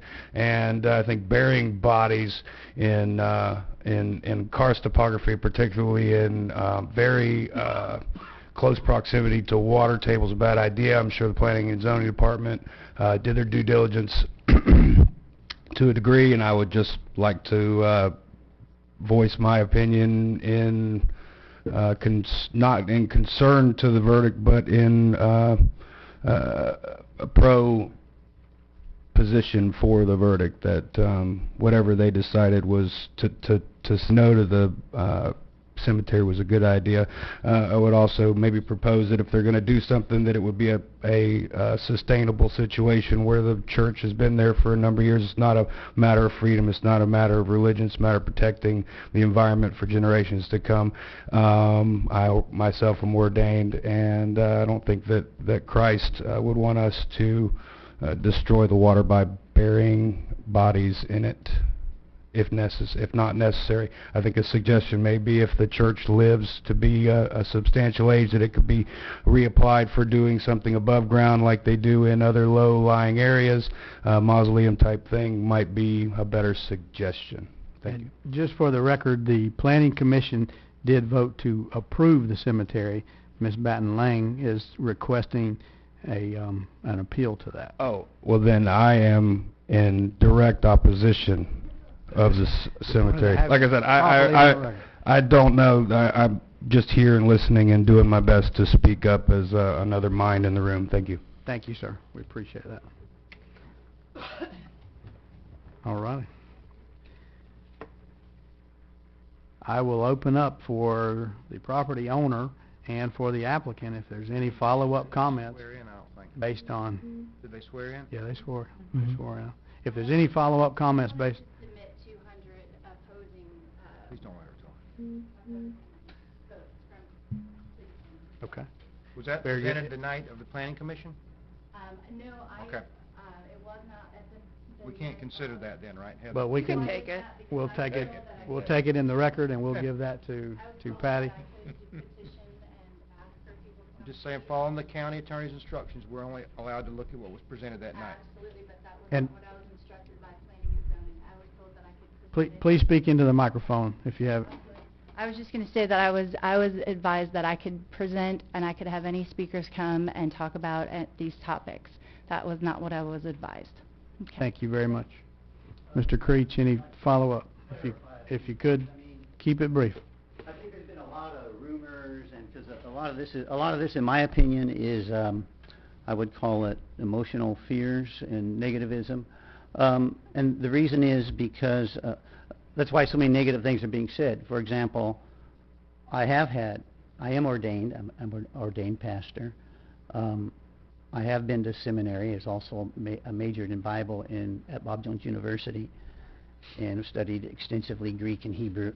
But anyway, so that's a false statement. As far as the future of the church property goes, I'm going to read to you, and I took from the IRS. I added last September. I added to our articles of incorporation a dissolution clause, because this is what the IRS wants for the sake of a nonprofit organization, so that it will have a continuance if it's dissolved. And what it says is, upon the dissolution of the organization, assets shall be distributed from one or more exempt purposes within the meaning of Section 501c3 of the Internal Revenue Code or corresponding section of any future federal tax code, or shall be distributed to the federal government or to a state or local government for a public purpose. So anyway, there is a continuance that will be to this property. It will always be a non-profit piece of land. Hopefully I'll live another 20 or 30 years, finish this church work, and pass it on to another preacher. That's my goal when the time comes. As far as the size of the church, I just want to remind everyone that Jesus said, where 2 or 3 are gathered together in my name, there am I in the midst of them. And that's an official church. You don't have to be hundreds of people to be a church in God's eyes. And you do say on your wall there, in God we trust. And once again, I just want to say that a lot of the things these people have said, even if they're totally accurate, those are not the current law.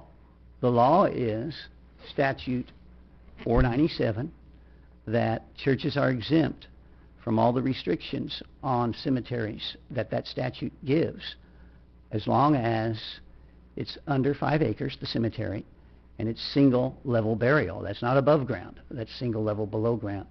And one of the funeral directors here in town told me that the depth of the graves will be 5 feet. He said approximately 5 feet. That's what he told me. And so I just want to put that out there. But I have never seen any standing water on that parcel of ground that is proposed to be the cemetery. And there's been some pretty hard rains in the year that I've been on the property. There is actually a retention pond built into the back and the side of the church. One part of the part of the cemetery that is flood zone A, most of it's flood zone X, by the way. The part of it that's flood zone A slopes into that retention pond. So if there was a lot of rainfall, which I've never seen any standing water there, but it would flow into that retention pond. So I think that the... Well, I'm just giving my personal opinion. Some of these things that have been said about water here and water there, no evidence of those things has been presented. People, just like no evidence of me not being ordained or not being officially trained, although, you know, to preach God's word, you don't have to be officially trained, but I am. I mean, those were just thrown out there. I mean, where'd that come as from? we stated, we're going to make our decision Right. based on the facts that were presented at the Planning Commission. Well, thank you. I have a couple of questions. Thank you. Yes, sir, please. Nope. Mr. Do you Creech. need to come back for questions? Mr. Creech? Mr. Creech. Got some questions for you.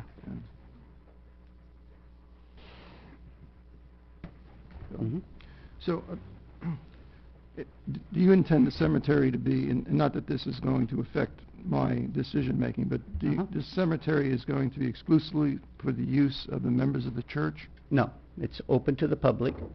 It will be open to the public, and I talked to the funeral directors in town about that, and they told me, they encouraged me, said it was a good idea. They told me that there's a shortage of burial space in the Crawfordville area of Wakulla County, and they thought it was a good idea. With one of them, I said, well, I want the price to be on the low range of what's typically asked in this area. So they gave me a price to be on the low range, because that's, you know, I want to provide a service to the county. So, and as far as, you know, water, and I hear you've only been here for a year or so. At the church property, I've been in Wakulla County for 9 years. Okay. And some of that area doesn't flood a little bit. It floods horrendously. The church property, you're saying? Or that whole area is subject to flooding. But and I don't, you know, and I don't have photographs to show you some of the stuff that's happened maybe just to the north of it or to the side of it or on the church property itself. But that's not the real where I'm going with the question. When the issue of possible contamination potential in that piece of land was brought up, did you have any concerns to check that out and to... Well, my thoughts on that are there are cemeteries already closer to the bodies of water than this proposed cemetery. For example, there's a cemetery up there on Spring Creek Highway, real close to Wakulla Springs compared to me. I mean, I'm miles from And we've done a lot of things in the past that are absolutely wrong, and we're learning about them and paying the price for them now. But what I'm asking you is, when that concern came up, and I understand from the county attorney we don't have laws that govern that, and I understand that. But just as a pastor, with the potential of contaminating water, did you take a step back and say, well, let's look into this and see what I'm really dealing with here? Well, it's just my personal opinion. Having been on the land for a year, I don't feel like there is that potential there. I mean, it's Class X and Class A. Most of it's Class X. Okay. I mean, and then the Class A, the piece of it that's Class A slopes into the retention pond. So I personally don't have concerns about that. Okay, thank you. Yeah. Further conversation. I make a motion that we uphold the Planning Commission's approval of CU 16-02, the conditional use for a cemetery, based upon the findings of fact and conclusions of law made by the board and any evidence submitted at the hearing hereon. Do we have a second? Second. Motion and a second. Further discussion? Yes, Again, Mr. Chairman. Okay, Can I good. say something? Please. I understand their concerns. Our job, though, is simply to look, like Heather said, we're not here to relitigate it. We're not here to agree with their decision. We're simply here to say, did they review the evidence presented to them when they made their decision? And was it competent, right? And did they correctly apply the code provision? Did they correctly apply the county code, which I believe they did? I believe they did. So that's the limit Yeah. of our I got scope, you. period. Yeah. And Mr. Kessler. sure, No, we can't. No more discussion right now. You can stick around and speak at citizens to be heard at the end of the meeting if you like. But you have to fill out a speaker card. Yes, Mr. Chairman. Please. I guess I could be described as a water commissioner. I'm very concerned about it. I know a lot of you are also, but I get out there and fight for it, and this concerns me. But we are limited in scope to a specific duty to perform tonight. And that's unfortunate, but our decision is based upon, did they have the facts needed that were before them in consideration? And the answer is yes, they had those facts, at least in my opinion. Did they make a decision that was not the decision that I would have made? Very possibly. But that's not what we're here tonight for, as Commissioner Merritt stated.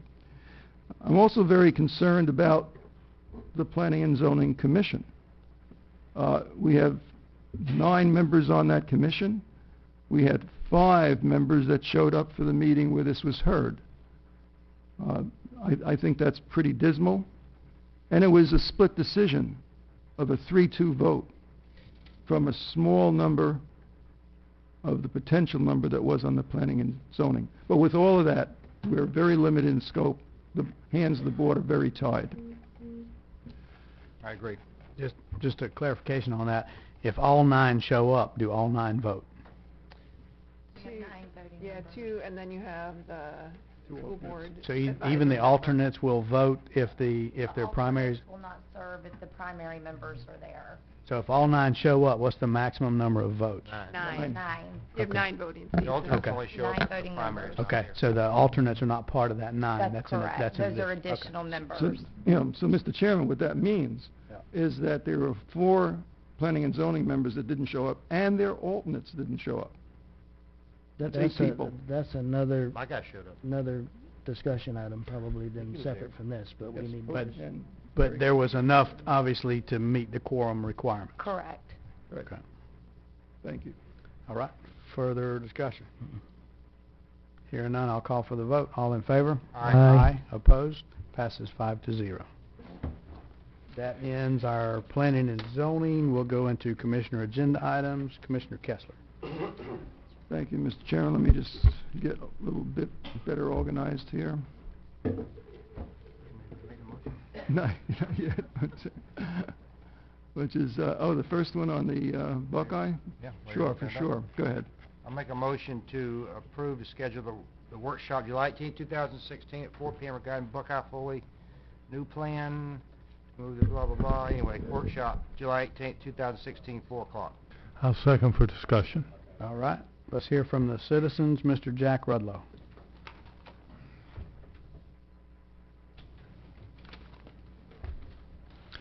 This is a complicated issue in some ways. It's not complicated in what what we should have to do, which is say no. But it gives me a chance to talk a little bit about trees, okay? Can we clarify, are you saying no to the workshop? No, absolutely we want the workshop. Okay.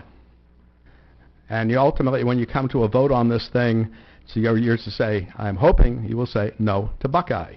We just heard about the economic values of this bay and this estuary and the Rock the Dock Festival, all of that stuff. Let's talk about trees, though. You know, Buckeye's in the business of grinding up trees and concentrating and dumping the waste products. And the waste products have allowed that the way they do it, and the chemical treatments are highly toxic. But let's talk about trees when they're not being poisoned and when they're not being ground up and destroyed. You know, like, for example, the highway project smashing down trees and so on. What happens with trees is trees are basically producing leaves, leaf litter, wood, cellulose, which blends out in the water column, flows down into creeks, rivers, washes out to sea, fertilizes the shrimp, the crabs, the oysters, and everything else like that. The nutrients that come from that, in balance. But it's kind of like saying if we're taking sugar and someone pours a ton of sugar down your throat, you know, it's not good for you. It may taste good in small amounts, it may be good, or some other food like that. Too much of a good thing. grinding up trees and putting it into that Finn Holloway River has basically killed the river over the years, the concentrations. The fact that DEP and EPA, short-sighted enough, blind enough, greedy enough, and stupid enough to go ahead and take the effluent that's going to be coming out of the paper mill and allow it to be shot out into the Gulf beds and the grass beds is just apprehensible. We have this area from St. Mark's down to Swanee, the highest rate of fibropapilloma in green sea turtles in the entire state. You want to know what fibropapilloma is? It's an ugly, ugly disease with festering tumors that pop out of the eyes, the skin, the mouth, and everything else. We take a number of turtles. We can't even work with them because it's, and we can't even put them in our tanks because it's so highly contagious. We have to bring our turtles down to the Clearwater Science Center, to Gulf World, where people are able to burn these tubers off with laser surgeries and that sort of thing.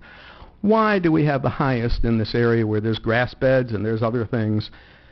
I can't prove that it comes from Buckeye cellulose, and I can't prove that it comes from that, but it's a mighty big coincidence that green turtles, even on the Atlantic coast and further south, do not have the festering tumors and the fibropapilloma that we do. You know, I mean, we talk about, we want our seafood. We talk about seafood. We talk about all the nutrients and all the, all the good stuff that comes out of it. Well, that is all impacted on a microscopic level. You can come down to my dock, one last second, use our lift net, and catch thousands of anchovies eating on plankton and so on. So I would urge you to say, yes, vote for this workshop, and then when the time comes, stand united against the dumping. Thank you. Thank you, sir. Mr. Matt Williams.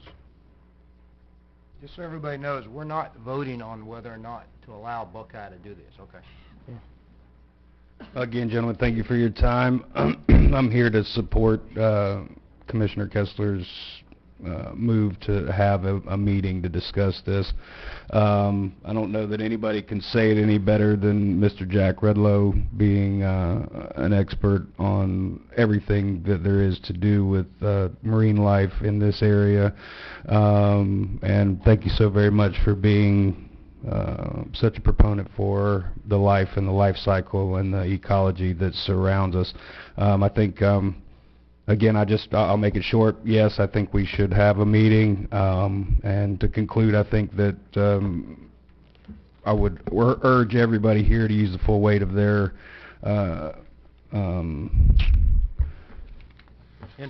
influence to do everything possible to speak to our state representatives and stop DEP from marching in boot step with the governor and the governor's office and what they're allowing corporations to do to relax the laws and make it easier for big corporations to pollute this fragile infrastructure and ecosystem that we have, and that is one of the largest economic values to this county. Thank you, sir. Last, Mr. Richard Johnson. Hi, Richard Johnson, Panacea. I've lived in or around Wakulla County for 45 years. I swim in the water, I fish, I snorkel, I scallop. I really hope you'll hold this workshop because I know this is a potentially emotional issue, but this pipeline is a really bad idea, and a workshop is the proper forum because you can have facts presented to you. I think facts are the most important thing in this issue, and you know, a workshop will let facts be presented, and I really hope that you'll vote for the workshop and vote against the pipeline when the time comes, but vote for the workshop and base your vote on the facts. Thank you. Thank you, sir. That's our last citizen. Further discussion. Yeah, I'd just like to clarify what the intent of having the workshop. You know, we heard from Buckeye, and that's one side of the story. We've heard from the corporation who is involved with the moving of their pipeline closer to the entrance of the Gulf. I think that it's to our advantage to learn from people who are scientists, who are activists in marine community, water community, to hear the other side of the story. To hear the other side of the story, I think that's what this workshop should be about. If we hold a workshop and we have the group Florida Clean Water Network come to the workshop, I know we've heard Foley in the concept of the awards and presentations, but would Foley also be present at the workshop to come to give their side to any information that's presented by the Florida Clean Water Network, or would it just be? I think if we're gonna have a workshop, we need to have a workshop where we, like you said, gather all the facts, but you would have the people maybe from Florida Clean Water Network there, but also I think the people, some representatives from Foley needs to be invited to be there as well to present their information as well. Foley has had 2 cracks at this board, and I believe the time that they used, at least one time, was close to a half hour. I don't remember what the other time was. It may have been an equal amount. So they've used the time of one workshop, at least in my mind right now. I think right now it's a time for this board to hear the counter argument and the counter look at the data that the Foley plant has provided. Another reason I was wondering is, I looked up, I've never heard of the Florida Clean Water Network, so I looked them up, and their headquarters is based out of Navarre over near Pensacola, which is pretty far removed from our area. Holloway River is pretty far to the east of us, so I wonder, with the group Florida Clean Water Network being based out of Navarre, what information would they have on the Finn Holloway different than what Buck had, what the people have that's there to present? So I mean, it would be a more all-inclusive workshop if you could have all your people there. So let me tell you an experience I had this past week, and I'm sorry, Mr. Chairman, I'm going to take a little time to discuss this. Take your time. This past week I went to a workshop of the DEP, and it was held in Tallahassee. They actually had several workshops held around the state. To get to the bottom line of what the DEP was proposing was to increase the number of pollutants and toxins, stuff like benzene, which we know is a carcinogen, allowable to increase those levels to be dumped into our surface waters. Okay? That's our DEP, Department of Environmental Protection. They weren't looking to lower it. They weren't looking to say, we don't want any benzene in our waters. They were saying, let's increase it because we have a study that shows that maybe we can increase it and maybe people won't get as many cancers. Our agency has been turned upside down. By the way, at that hearing, at that workshop, Linda Young was there.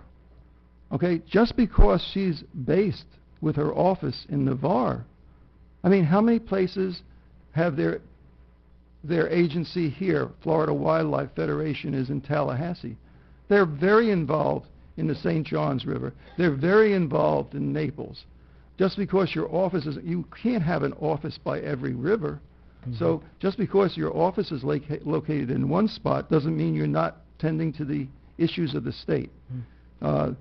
Linda Young certainly goes over that data. She went head-to-head with the DEP presenters.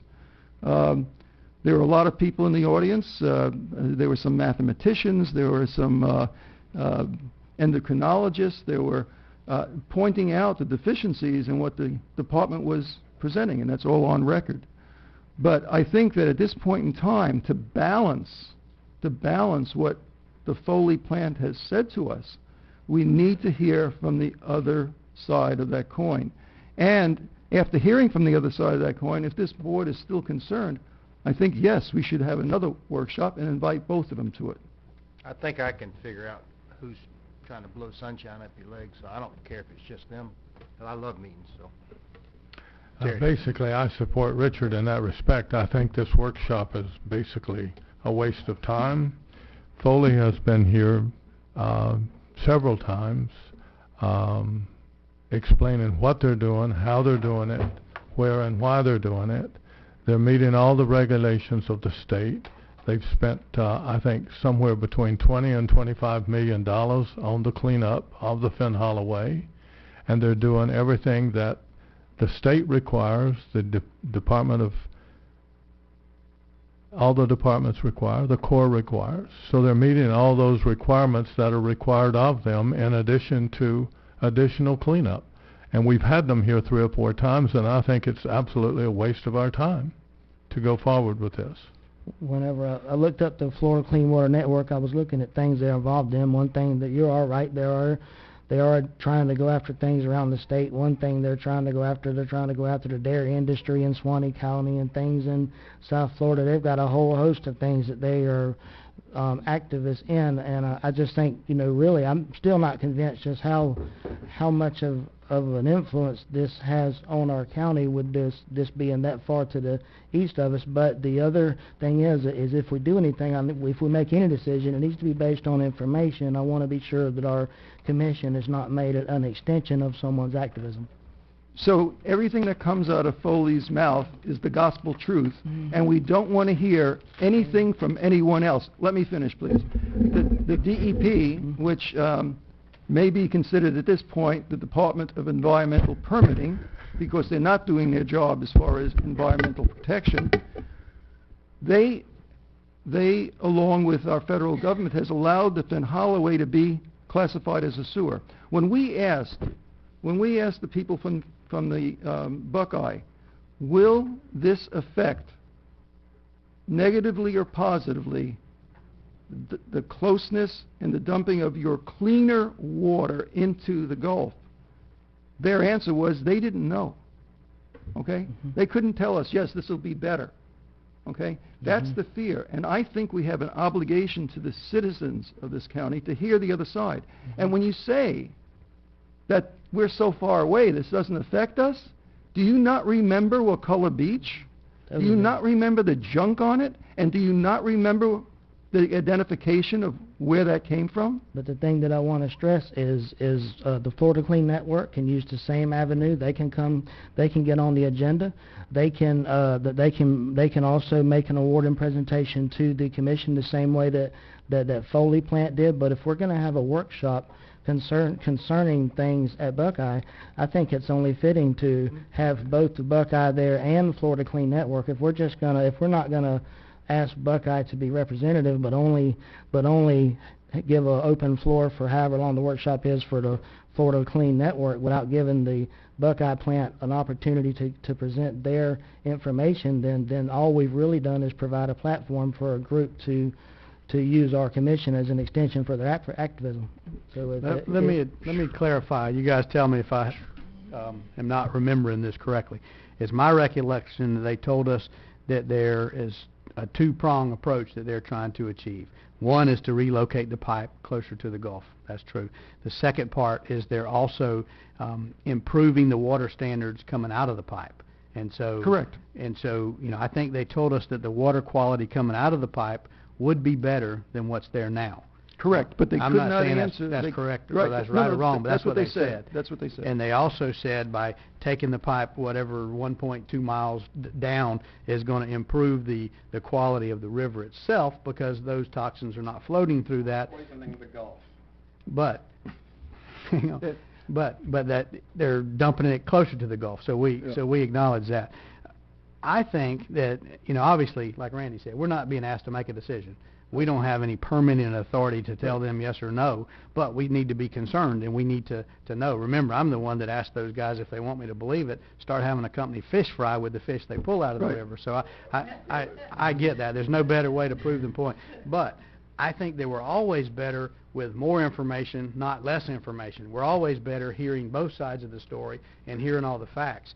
And instead of us, those guys didn't have a workshop. They had just a couple of times where they can come speak at their request. So I'd be in favor of a workshop with both sides there, even if we've got to allow more time. That way we have the whole picture, and if someone tells us something that's wrong or a stretch, this person can refute it or vice versa. Mr. Chairman, since we didn't have a workshop for Foley, let's don't have a workshop for the other part. Let's just hear them on an agenda item. Let them come speak to us as Foley did. My view on this is... If that's the will of the board, but... Well, this is my view on this. If we're going to have a workshop, we need to have a workshop with all parties involved. Both maybe the Florida Clean Water Network presenting their thing, but the Buckeye, but a workshop like that, we'll probably have to allot about 2 hours for it, probably.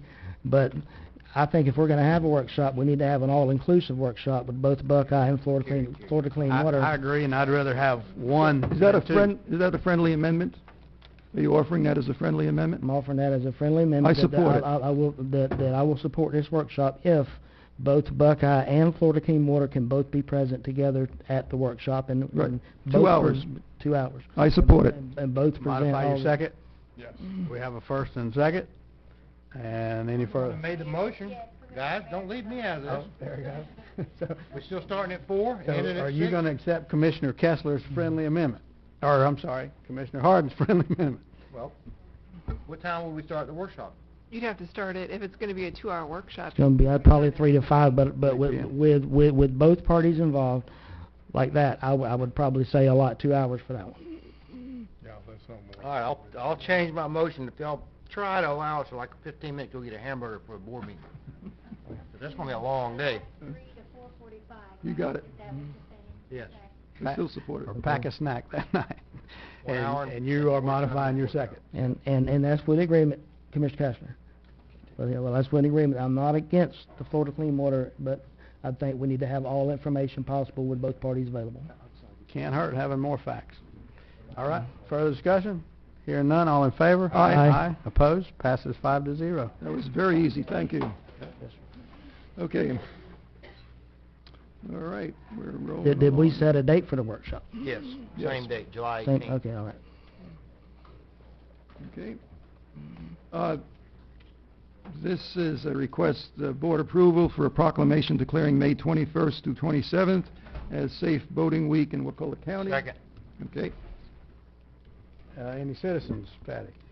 Really? Further discussion? All in favor? Aye. Opposed? Passes 5-0. And Commissioner Merritt? My item is, well, I assume you've all read it thoroughly. Just from my experience, I don't know if I've ever said to this, but I used to have Cleve's job some time ago. And back in the boom, Howard, you remember those days? Yep. People were building subdivisions left and right. Everybody was either a contractor or a realtor. Couldn't shake a tree around here without a realtor falling out of it. Right? So, We were building your economy. yes. Well,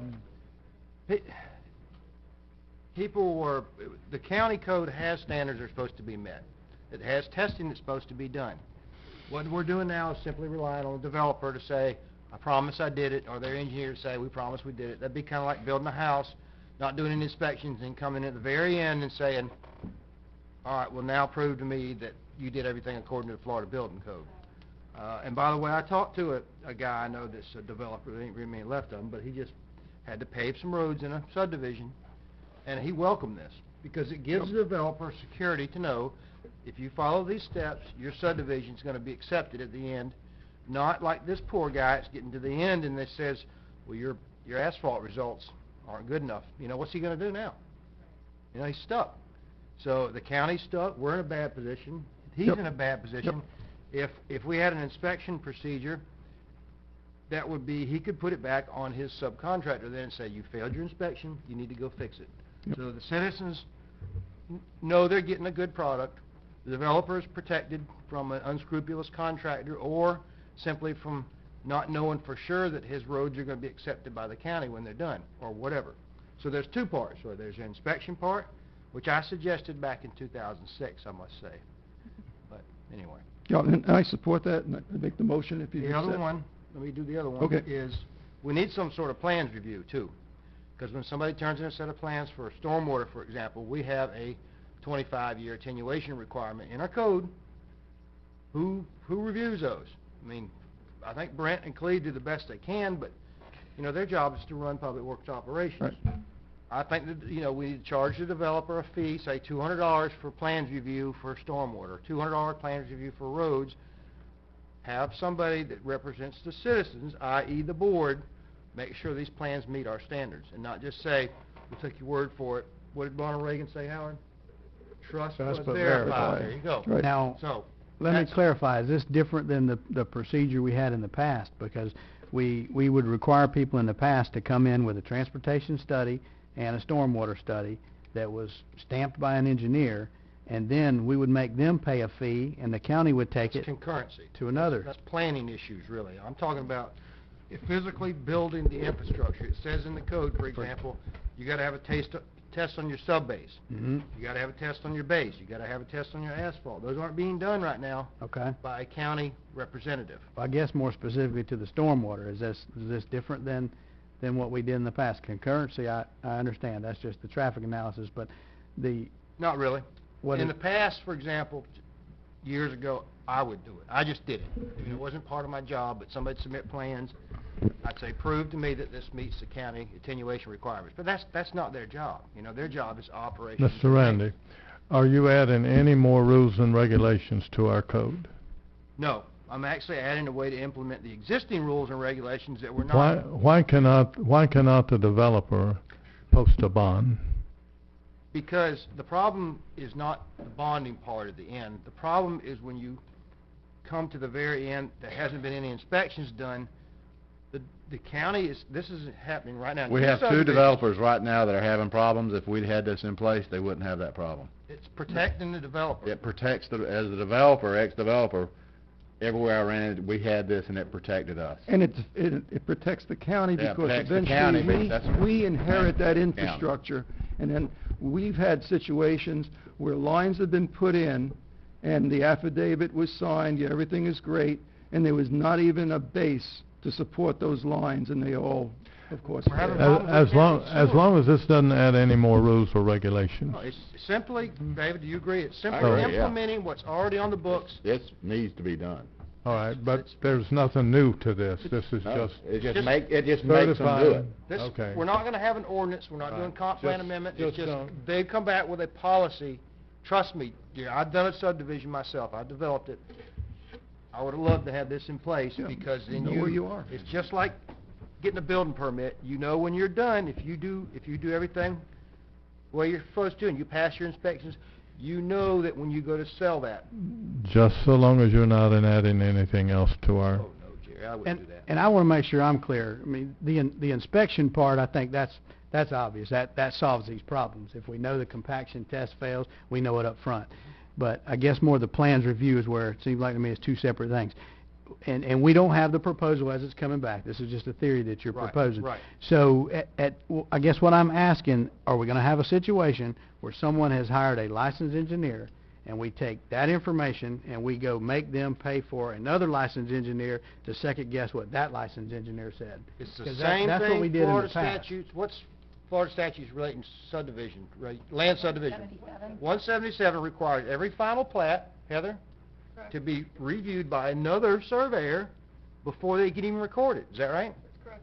So it's not like this is Yeah. new stuff. Now, what we may say, and I'm going to suggest to them, for example, all right, you can either do plans review and pay your $400, or you could just give us your permit from DEP, and we're going to make that assume that you've met the county requirements because they're very similar. So they can give a permit to the county they had to get anyway. They probably won't have anything out of pocket, but they have to produce the permit, which DEP rules have changed over the last several years. DEP now requires attenuation. You can't do a swale exemption anymore because it used to be our standards were tougher than DEP. Now they're very close.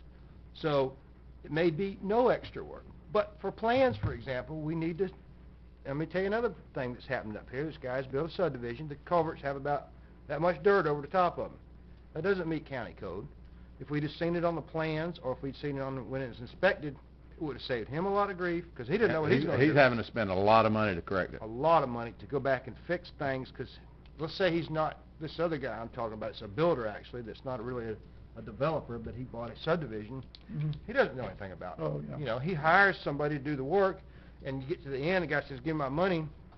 David goes out there and inspects and says, we're not taking this. What is the cost going to be to the county, and what is the cost going to be to the developer? We don't know that yet. This is just a concept. It says, I said right here in my agenda item that Budgetary impact will be minor, but it's unknown at this time. We don't know.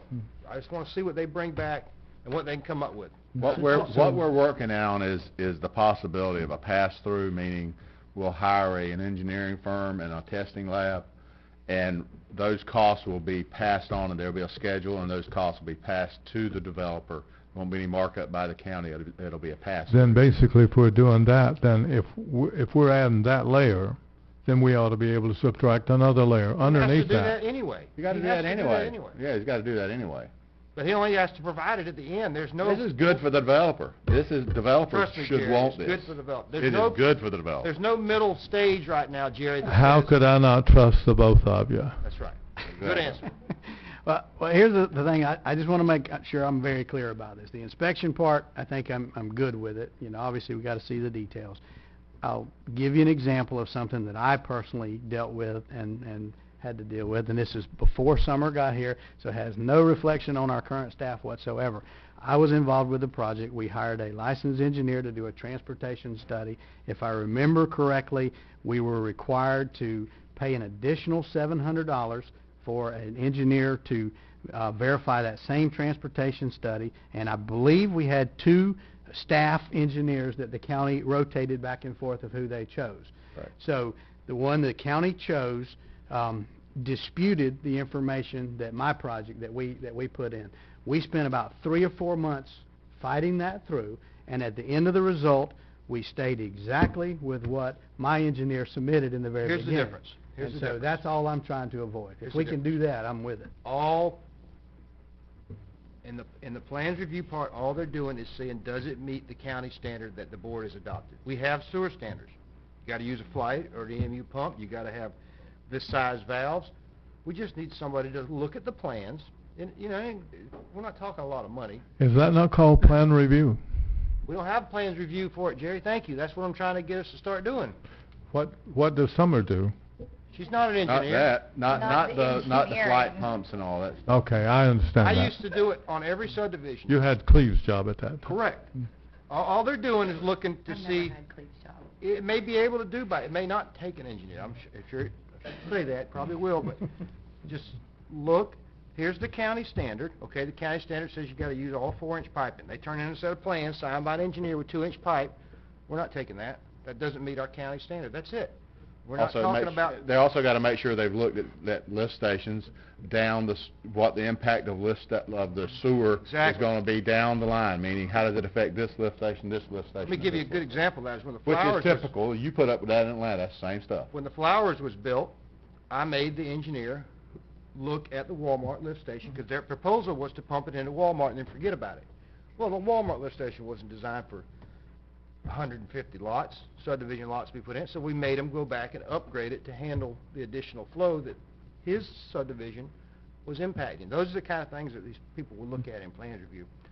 That protects all the citizens that are paying for it to make sure whatever impact that developer, and this is not an impact fee, but actually it kind of is, whatever impact he's having on the infrastructure we have, he's paying for it. Okay, one more time, just to make sure. Okay. When the county had those 2 engineers that were approved to do these reviews, I hired one of them, okay? And then we had to pay for the second one. And so it's theoretically conceivable that the one I hired the first time could have been the one that's double checking the work. And so my frustration was, this is one of your 2 approved contractors, and now one of them is disputing the other one. When the one that's being disputed, we have accepted that they are qualified and certified to do this information, Again, to make these we're determinations. talking about 2 different things, really. Okay. You're talking about a study. I hate studies with a burning passion. They're very subjective, okay? This is not a study. This is, does it That's meet all our I'm trying standard? to avoid. And we don't have to get any deeper for me, but as long as we can show that we're not adding additional layers and making people pay twice for the same thing, then I'm okay. This is going to The be minimal inspection- cost to them. It protects them.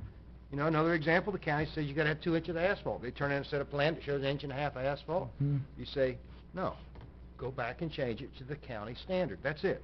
It's not subjective like the difference is you're right, is a study, as you know, a traffic study is, very I could line up 5 traffic study engineers, and I get 5 different results based on what I tell them. This is more like the auditor. But this is more along the lines of a checklist. Do you Well- have flight pumps, and have you checked this lift station down the line? Think it like the auditor. He just looks at the numbers. Are the numbers right? You saw he's not brimming with personality, you know. He's not doing a study. He's just saying, here's the numbers. Here's, you know, that's it. And this is just to direct them, because it's actually going to be a little complicated. And We've this- needed to do this for years, by the way. This is only going to apply to neighborhoods that have a desire to turn it over to the public.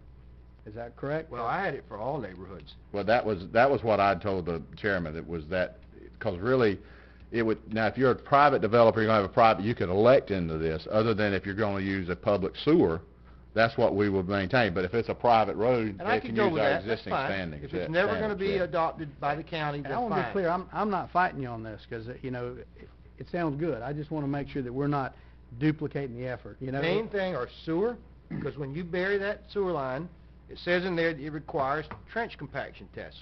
Who does them? So, right, we need somebody to verify that those were done, because once you pave that road, and that sewer settles, or the joints fall apart, then you're responsible for it. That's what's happened in this county before, and we've Yes. had Yeah, citizens we've had to got pick up the bill. 2 subdivisions right now where that very thing's happening. So We're having is to go that back a- and pay it. Design plan review problem, or is that a fail to inspect problem? Failed to inspect problem. Yeah, that's an inspection problem. Which this would address. You know, this would put that inspection process in to where we can catch it going forward. Correct. They Well, can it's spend really- money up front, do it right, instead of spending more money later to Not fix spend it. our money up front. Right. The developer needs, Them. theoretically supposed to be paying for this anyway. So, we're not costing him any more money. Right. And it's also not, it's a little bit of both, post-plan review, because every one of these, they should have put in a rock bed, and then put the pipe on the rock bed. The rock bed was not there as And well. pipe clay. They built And the sewer pipe and clay, pipe clay. and the whole thing, just once you put the pressure of the road, it just collapsed. And we're So, stuck with it forever now. Pulled In the that pipe case, out of do the we have ground. a certified set of plans by a licensed PE or whoever's required The to engineer could be certify dead. that? What are you going to do then? Yeah. But what I'm saying is, in that situation, if he designed it and submitted a set of plans that didn't fit, then we need to think very closely about, do we continue to allow him to be on our approved list? I mean, I guess that's what I'm trying to get to. If you're an engineer, I'm in the mortgage business, I'm not qualified to second guess what you're doing, and unless I can disprove with another engineer, then we have to accept that. I kind of look, is this the same as if I submitted a set of house plans that's signed by an architect? Do I need to have another architect saying, okay, it meets all the Florida building code? No, because we have a building department. If we had a full-blown, there's 2 ways to do this. If we had a full-blown public works department that had inspectors like the city does, this would be a non-issue. We wouldn't be talking about doing this. We'd have another layer of government that would be responsible for infrastructure inspections, just like we have a layer of government responsible for home inspections and residential plan And review. our guys commercial. currently in building actually do that. We have plans examiners review, Yeah. and they'll go through and question the architect and send comments Yep, back. yep. And they're So, qualified. yeah, and they're They qualified. have- You're Right. talking about, is this, are you saying this applies only for infrastructure? Yeah. Yeah. Then basically, if you just say it's for infrastructure, Yeah. then that eliminates a whole lot of stuff that could come into this. So infrastructure being sewer, It's only Sewer, for water, infrastructure. roads. Our water, if it's our sewer, water. roads, and Water, water. roads. That's it. Just those 3 items, That's Well, it, yeah. Stormwater. Stormwater. 4 items. Infrastructure, anything that's Infrastructure. infrastructure. New development infrastructure Yep. is going to be And maintained then to get by into the lift county. stations, culverts, everything that... That's right, exactly. Yeah, that ties into That it that. takes to live on So that they come thing, back. that's right, other than the building is separate. Yeah. Because a lot of people take advantage of the fact that it's not going to be a county-maintained Right, road to right. be able to build cheaper. And Right. And then we have problems. Ask us to take it over. All right, that's my motion. I'm okay with it. Second. Did you get it, Brandy? Do we have any citizens? Further discussion? This is a, Pretty well. this is a trust like the IRS. The IRS says, trust me. But And- anyway, Jerry, I'm I not- will. I'm not going to mess anybody up. I Well, we're will. not approving anything tonight other than it to come back and we can look at all the fine details and approve it at that point. It's still gonna Complicated issue. It's still gonna get hashed out further down the line, but this allows it to get on the track and get moving. It just shouldn't tells be- them that they can work on it without having to worry about making It shouldn't be somebody mad. complicated if it just involves infrastructure. It's not very complicated. But But it's intricate, but it's not that Well, complicated. you gotta have a way in place to make sure somebody doesn't just ignore you and just goes ahead and builds it. You gotta have a I understand that. permit, you know what I'm saying? I understand that. All right. Very good. Any further discussion? Hearing none, all in favor? Aye. Aye. Opposed? Passes 5-0.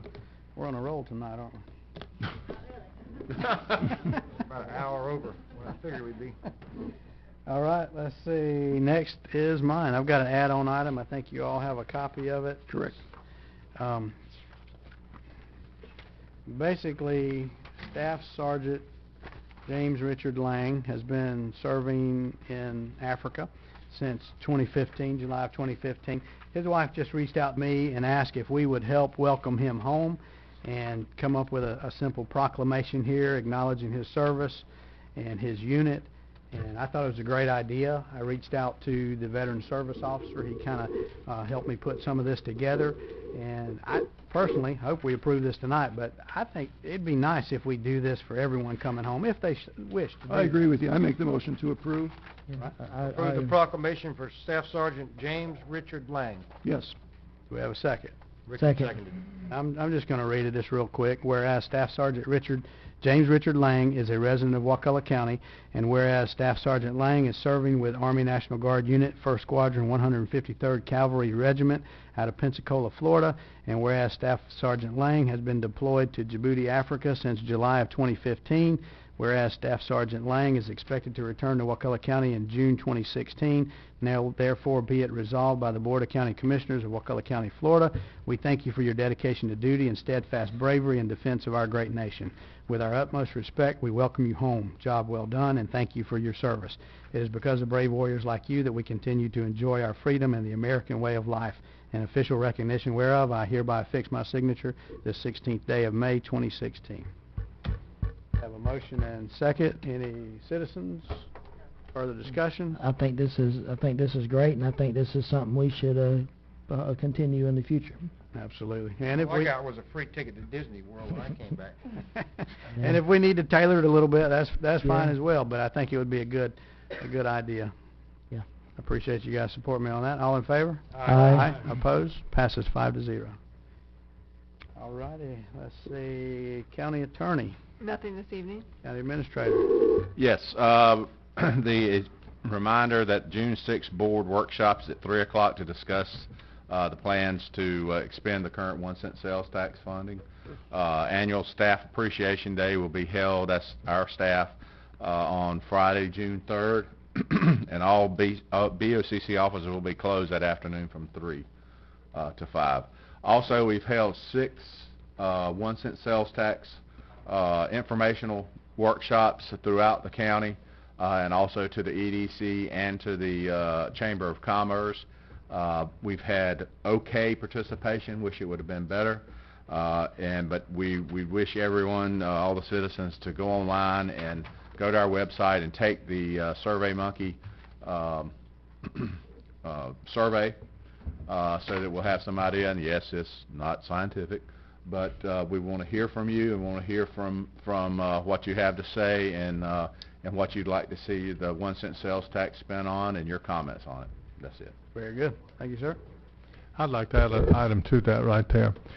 The senior center, I think, is going to have you come to the senior center for In October, yes. in October. David will be at the senior center to explain this to the seniors. So at that time will be announced, so you'll know what it is.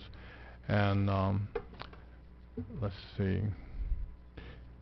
Also, the Republican Women's Club is going to have David come In to October their as well. in October as well. So they had a meeting this couple of weeks ago, and they had over 60 people. And I know that you've been having 4 or 5 show Yes. up. There's usually Other than more. St. Mark's. St. there's- Mark's was very good. There's usually more politicians at these tax meetings than there are people. Kind of related. At the community center, there were probably 16 politicians and 4 citizens. Now, the politicians probably didn't care about the 2 of those taxes. citizens were wives, Running for spouses, politicians. So, but really, you need to turn out and hear what David has to say, because he tells how we're going forward, where we've been, and how we're spending your money, and it's your money. And if you have a home, you are the backbone of the county, because anything the county does, if we do it wrong, you back it up with your property. So it's important that we get this right, and he does an extremely good job, so show up at these meetings. Very good. Citizens to be heard. Did Beckton Roddenberry leave? Yes. I don't Yep. see him. Miss Nikki Barnes.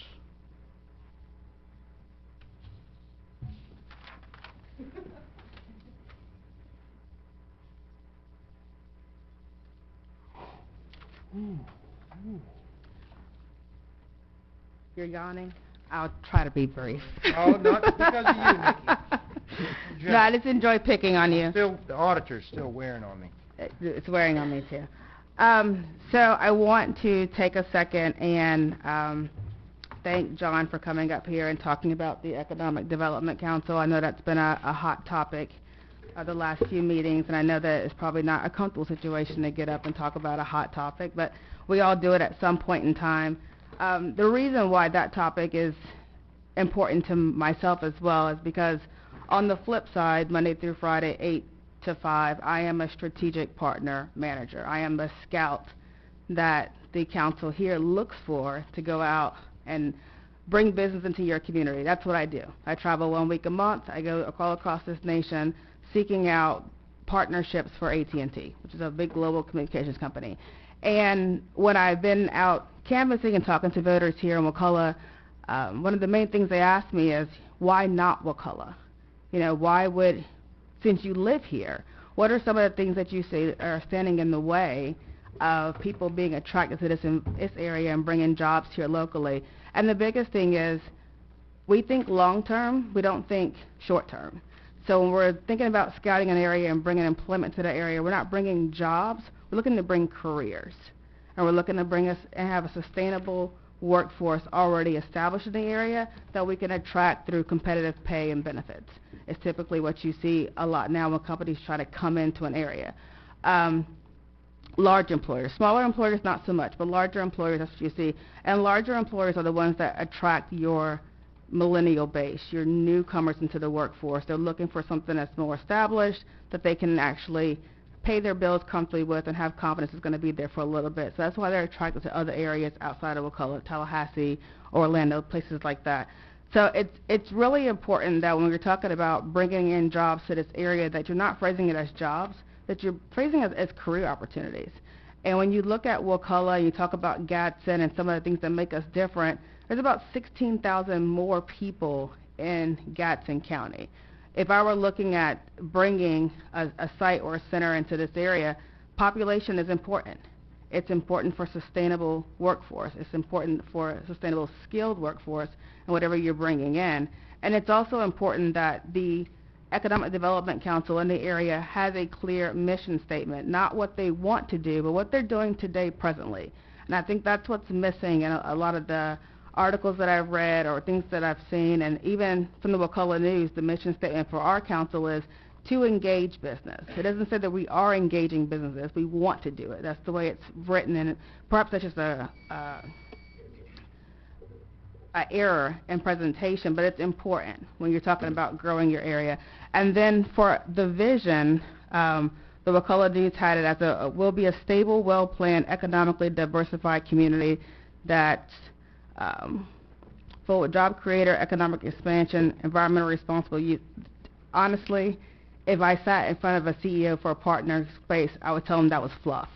You're fluffing me. Can you bring it in for a landing? Yeah, so all that to say, economic is important, development is important, but we need to look at a better plan for sustainable development, and that starts with fixing what we already have in place now, finishing our neighborhoods, improving our population, marketing our schools appropriately, marketing our resources appropriately, and letting the service industry and free market come in versus looking for factories or industrial work, hoping that they will come. While in the meantime, we're letting service industries pass us by because we're not bringing in new residents.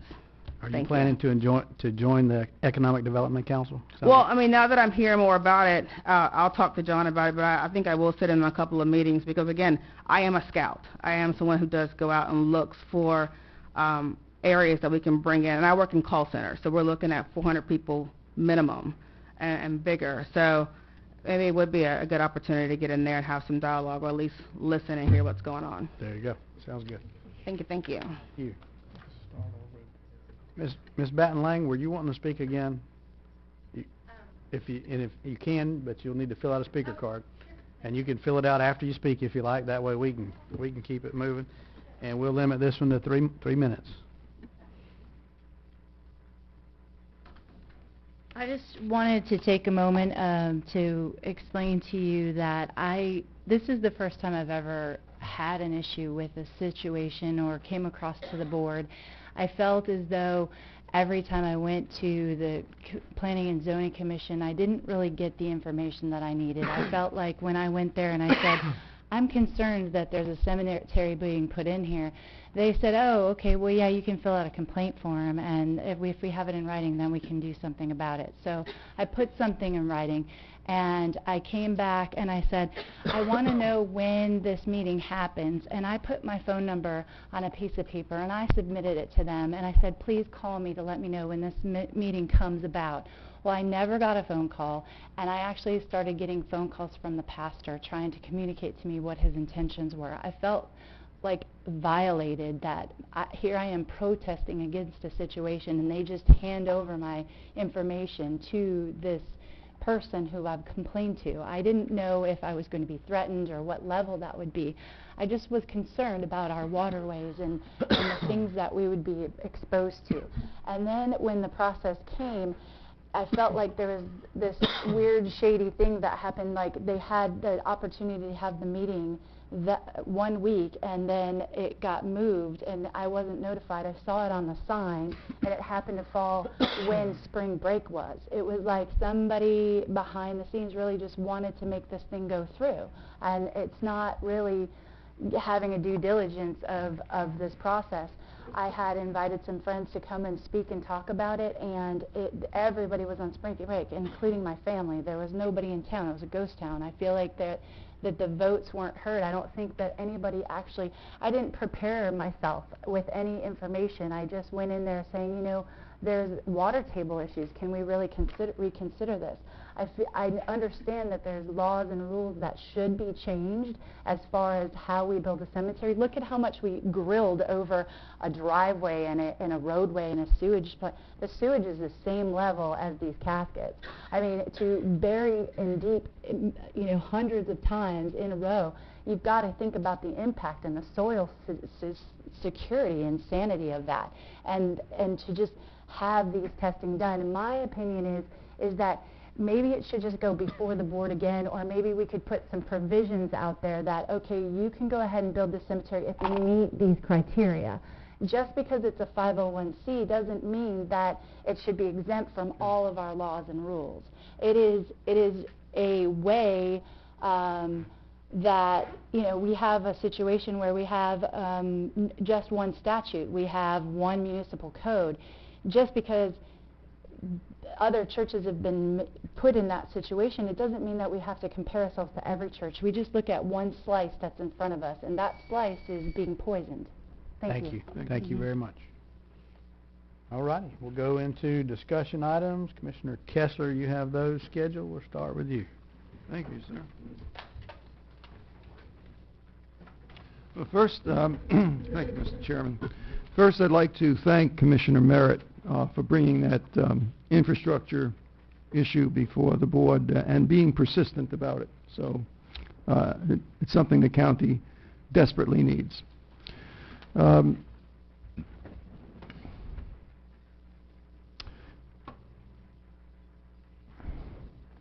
want to go to I've almost said this every meeting, but until it actually gets built out, I'm going to be pointing at that dangerous intersection and hoping that there'll be a change of mind on the board to not direct the amount of traffic closer to the high school, unneeded, dangerous, and an interrupter of our morning commute travels.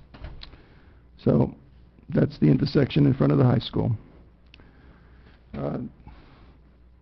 Another item is the item on regarding the workshop on coastal property flooding.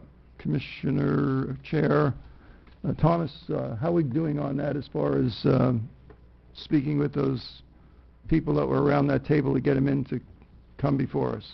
We discussed that at the last meeting at your suggestion, and afterwards I gave it some thought, and I decided that I do not want to be the one that coordinates that workshop. Oh, okay. And so if you would like to coordinate that workshop, I'm certainly going to participate if we vote to approve that. I believe that we brought all the facts back already. We already voted on the resolution. We sent it forward to the state, and I don't want to be the one to do that. Okay, well, I was a little confused because you had sort of jumped out there and said, listen, I'd be happy to, but I thought we had a sort of a head nod.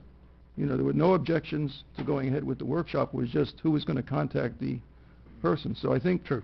We did not vote on it, and I did not take that as direction. I kind of volunteered, and everyone consented that would be okay. Okay. And since then, I don't think that's necessary, and so I will not be doing Okay, so you didn't take that as a vote to have the workshop? Correct. Just the vote for you to... Nope. I got it. So... correct me if I'm wrong, but I don't think we voted on that at all. Well, it was a head nod, and I guess it's the interpretation of what that head nod meant. And I will go back and listen to it again, but it seemed to me that I was asking, is this okay to go ahead with this workshop? And it seemed like you, even after there were some ayes and you said there was no objection, and you said something like yes. So if it's a good idea and if you need it, I encourage you to reach out and coordinate that. Well, I will do that if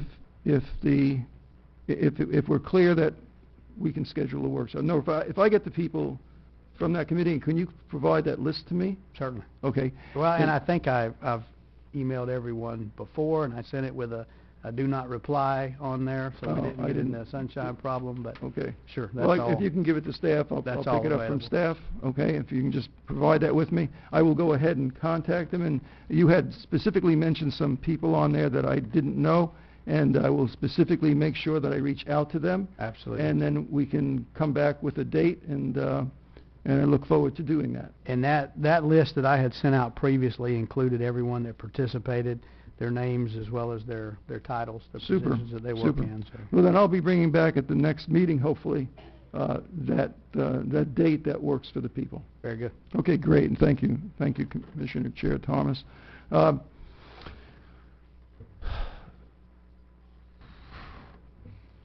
think I've brought this up before, that I've been working with the county and with the Sheriff's Department of trying to get an understanding of what's actually taking place with regard to raises and COLAs and bonuses and salary adjustments and whatever you want to call it, okay? And the idea was to be able to compare apples to apples and not apples to oranges.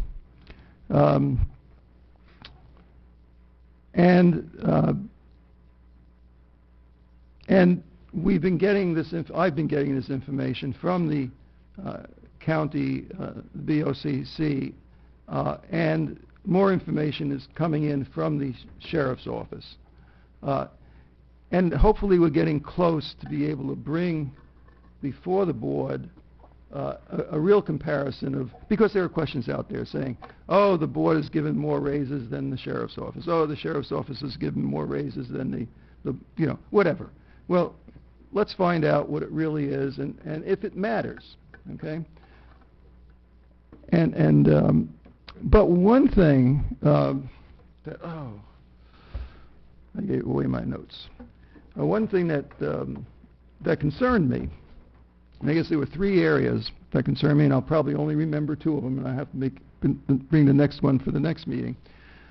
But in the data that's been provided so far from the sheriff's office, it seemed like, and especially from what I've been hearing, and again, it's third-hand information from some of these town hall meetings that have been going around about how the sheriff's office, and I think I've heard it from other places also, has not been able to give their deputies raises because of the tightness of their budget. Well, when you look at the numbers that have been provided, at least what I'm looking at, at least half or more of the raises have gone to the upper echelon of the sheriff's office. And it didn't appear to me that much, if any, raises was going to the deputies that, I mean, I've been, and I think others on the board have been asking and concerned about. Who on the board? Who, I don't know.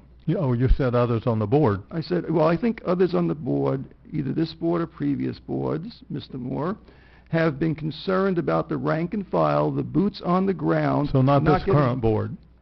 Don't know. I have to go back and check every meeting, okay, for statements. I'm just saying there was a sentiment that's been expressed on this board before, board in general. That the lower level deputies weren't getting, that we were concerned that they weren't getting raises. Correct. And we were concerned. That's the extent of what you're saying about Yes. what this board has said. Okay. Of course, of course. And what we were also concerned about our own employees, bringing up the employees that had, so to speak, the lower level of pay, to bring them up to more livable wages. And I think that the administration has done an admirable job in bringing those people up. But from what I'm seeing on the numbers is that while we're being told that we're losing deputies to Leon County or wherever else because they're paid so much better, at the same time I'm seeing them not getting raises, but these other people getting raises. So what I'm getting to is I hope that as we get to the June 20th budget development workshop, that the sheriff's office will be able to address that issue. There's also an issue of some of the data that has been provided does not seem to coordinate as far as the numbers matching their own numbers, and so that's a concern, and I'll be providing their own numbers back to them to ask them for that explanation. Again, I think I already have, but I'll do it again. Okay? And so that I know it's a very sensitive subject, but it also impacts how we develop our budget. And we need to look at all of that, and that's what I hope to bring back to the board. Do you not think the sheriff is best person to allocate his budget? Mr. Moore, we let the sheriff allocate his budget. We approve a budget for the sheriff. We don't tell him how to spend his money. That is At correct. the same time that the sheriff is saying that he is losing deputies to Leon County because he can't give them raises, this is what's been said. He has to work that within his own house, though. We don't work that out for him. That is correct. And he, according to the numbers being provided by his office, has given, as I said, half or more of the raises to the 13 or 14 people in the office. So I don't know. I just can't accept that. Okay, I need an explanation for it. I'm hoping that I want them at that budget workshop. I want them to answer to it. Okay? And I'm hoping that they will. If you're not concerned, okay, I just can't have it both ways. If you're losing employees to Leon County because you can't give your deputies a raise, then give your deputies a raise. He has to solve that problem with the budget that we give him. I understand, Mr. Moore. And that's what I hope that solution will be coming forward from the sheriff. I think that it ultimately has to fall on the sheriff, I think, to disseminate where it goes. But I will go on record and say that I am concerned about the rank and file members of the sheriff's office, simply from the fact that I've spent the last 19 years working inside of a prison. I've never been on the road as a deputy. I haven't worked at jail, but it's a similar environment. I can relate to what they do in the jail, but and I would like to at one time see that those deputies that are or those personnel at the bottom, that they are deserving. I want to go on record that those who are working the jails and those who are newly hired and out on the road, when I'm referring to, I'm referring to those people that's like 32,000 or something down there a year. Those are that they could get brought up more. But ultimately, I think the decision to do that, regardless of what amount that we approve for the sheriff, it's up to the sheriff to disseminate the raises within his department. So on the one hand, I feel for those that are on the rank and file area, because I relate to what they do, but it's because he's a constitutional officer, we're limited on our end what we can tell him how to do with his budget. So he's going to have to work it within his budget for those officers. And so, Mr. Chairman, the third item is something that may not be that easily understood, and what I might do is provide at the next meeting a descriptor of the third item, which I fully understand, but I think every one of you will understand when you see the numbers in front of you. I'm intrigued. Yeah, it's like it's exciting as the audit we just did. Yeah. Yep. Well, I think we're all concerned to make sure that the frontline deputies are being paid well, just like lower level staff in our organization and every organization.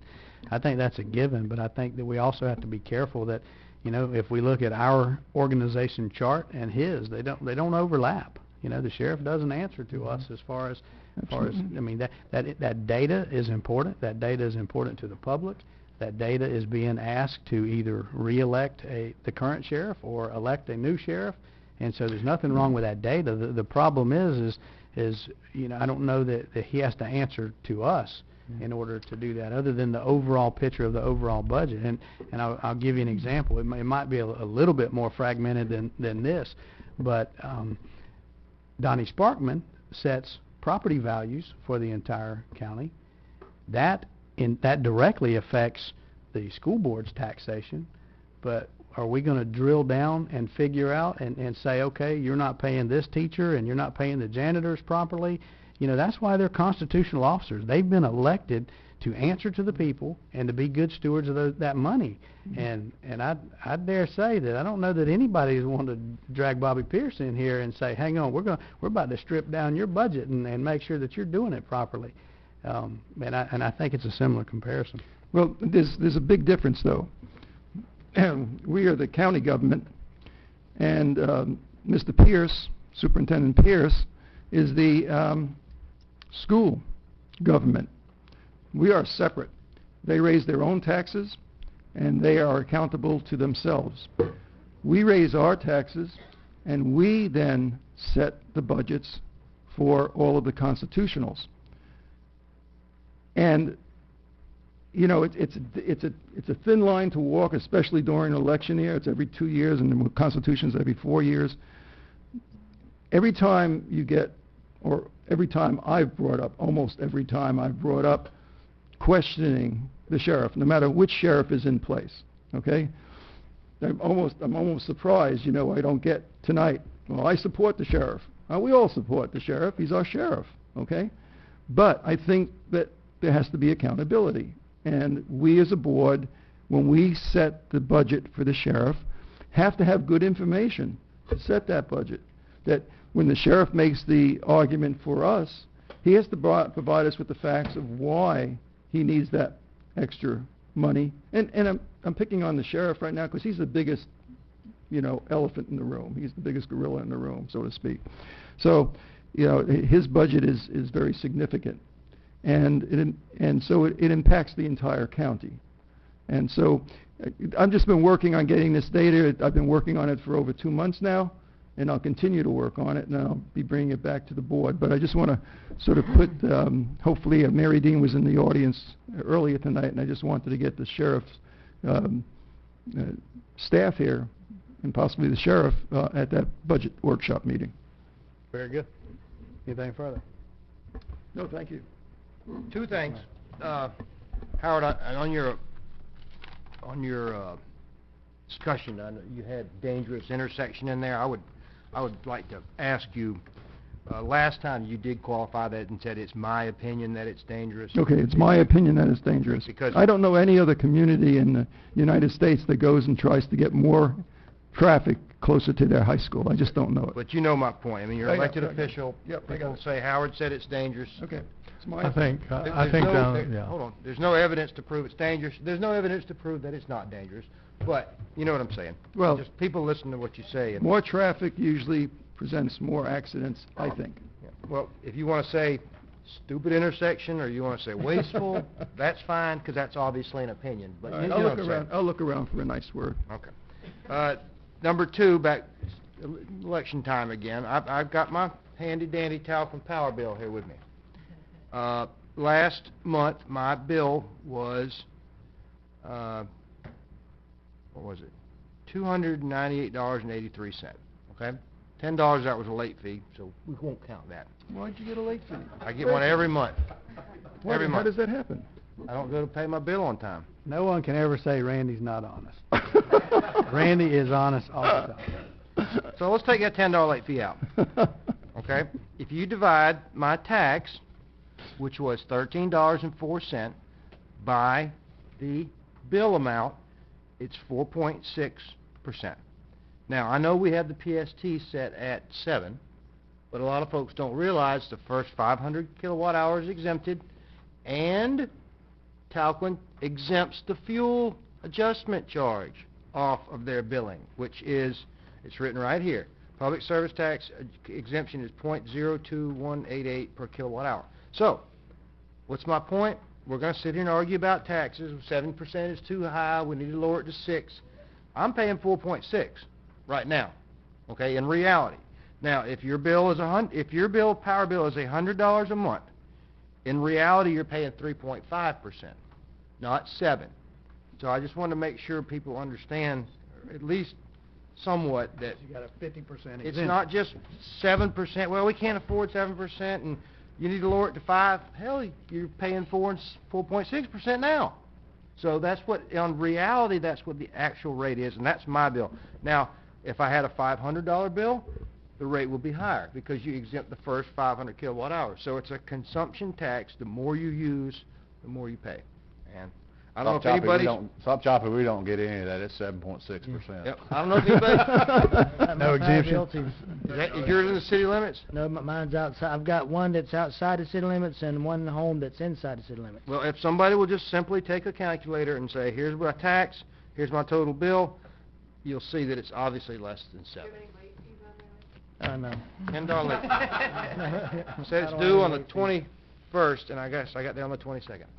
So you make a $10 contribution to Talquin each month? Each, probably just about every month. And they won't, if you get a new power, they make you get a deposit if you're a late payer, which I guess I'm labeled a late payer now. But anyway, that's all I got. All right, I have nothing. Basically, I just, I did a refigure on the benefit of the coast and the people coming to the coast over probably the last 2 or 3 weeks. And it seems like that benefit to the county would be $600,000. If you had the Rock the Dock tournament, and those were huge boats, if each of those people coming in from out of town spent $200, and that's just one night in a motel, that's not for the 400 gallons of gas that they used offshore. If they spent $200 and that's 500 of them, that's $50,000. That's $500,000 in itself. So the benefit of the coast is you can't measure that. Also, I would like to announce that I'm going to be holding a workshop to bring to the people of Wakulla Gardens and that area, to bring David, our administrator, over there so he can explain where we're coming with the sewer, when we're coming with paving of the roadway, tell them about our taxes and how that's going. So I'm going to encourage, that workshop will be at the Community Center June 7th at 6 p.m. June 7th at 6 p.m. at the One Stop Community Center. And you will have the opportunity to learn what's going to happen, where it's going to happen, when it's going to happen. And as we look at it today, there isn't going to be any cost to you. There's not going to be, previously we tried to stay away from this because there was a huge cost in taking down your old septics and stuff. With the money that we've got from grants and good management, those things are not going to be available. There will be no cost to take your sewer down and to hook you up. So it's important that you come understand what we're doing, when we're doing it. And David will be there June 7th, 2016 at 6 o'clock at the One Stop Community Center. Did you know about that, David? Just found out about it. Okay. Then it was June 7th. Just curious. And we've been talking about Wakulla Gardens. I came on board in 2010, and we've been talking about paving the roads and helping those folks and working with their sewers and small lots and all that since 2010. This is 2016. Government is sometimes slow, which means it's most often more slow than it is whatever. But this is a good opportunity, and I'll be reaching out to you folks to do that. And Howard, one thing I'd like to ask you to do, as long as you're on the board, please do not mention cutting the budget of the Senior Center Meals on Wheels program.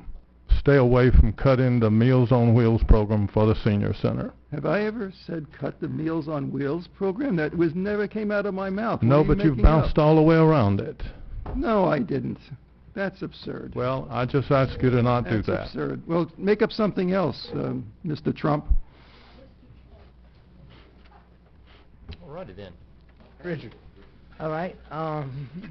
There's an email that was sent to all of us by a citizen. She was asking, she said she needed help for AC with her home. She wasn't able to. PACE program. Yes, and that's what I was going to just bring up for discussion. That I talked to her, respond to her. I've also talked to David. That what she called it EVEST, but it's basically a PACE program. Yep. But we had recently established to have a PACE committee. Was that? Mm-hmm. Do we have the At the last meeting, but we haven't got the members on the. So I relayed to her. I told her, I said that we're not going to. I said we may at some point down the road have a system in place to address her need, but I told her right now that Not in a week or two like she wanted. Yeah, we're not going to be able to do like she wanted.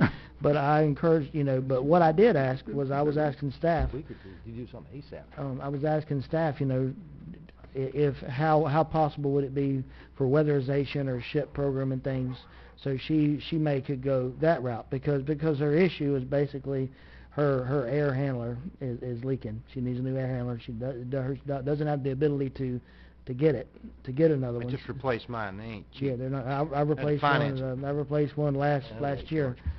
I wrote a check, paid cash for it. I didn't finance it, but anyway. But Okay, Mr. Election year.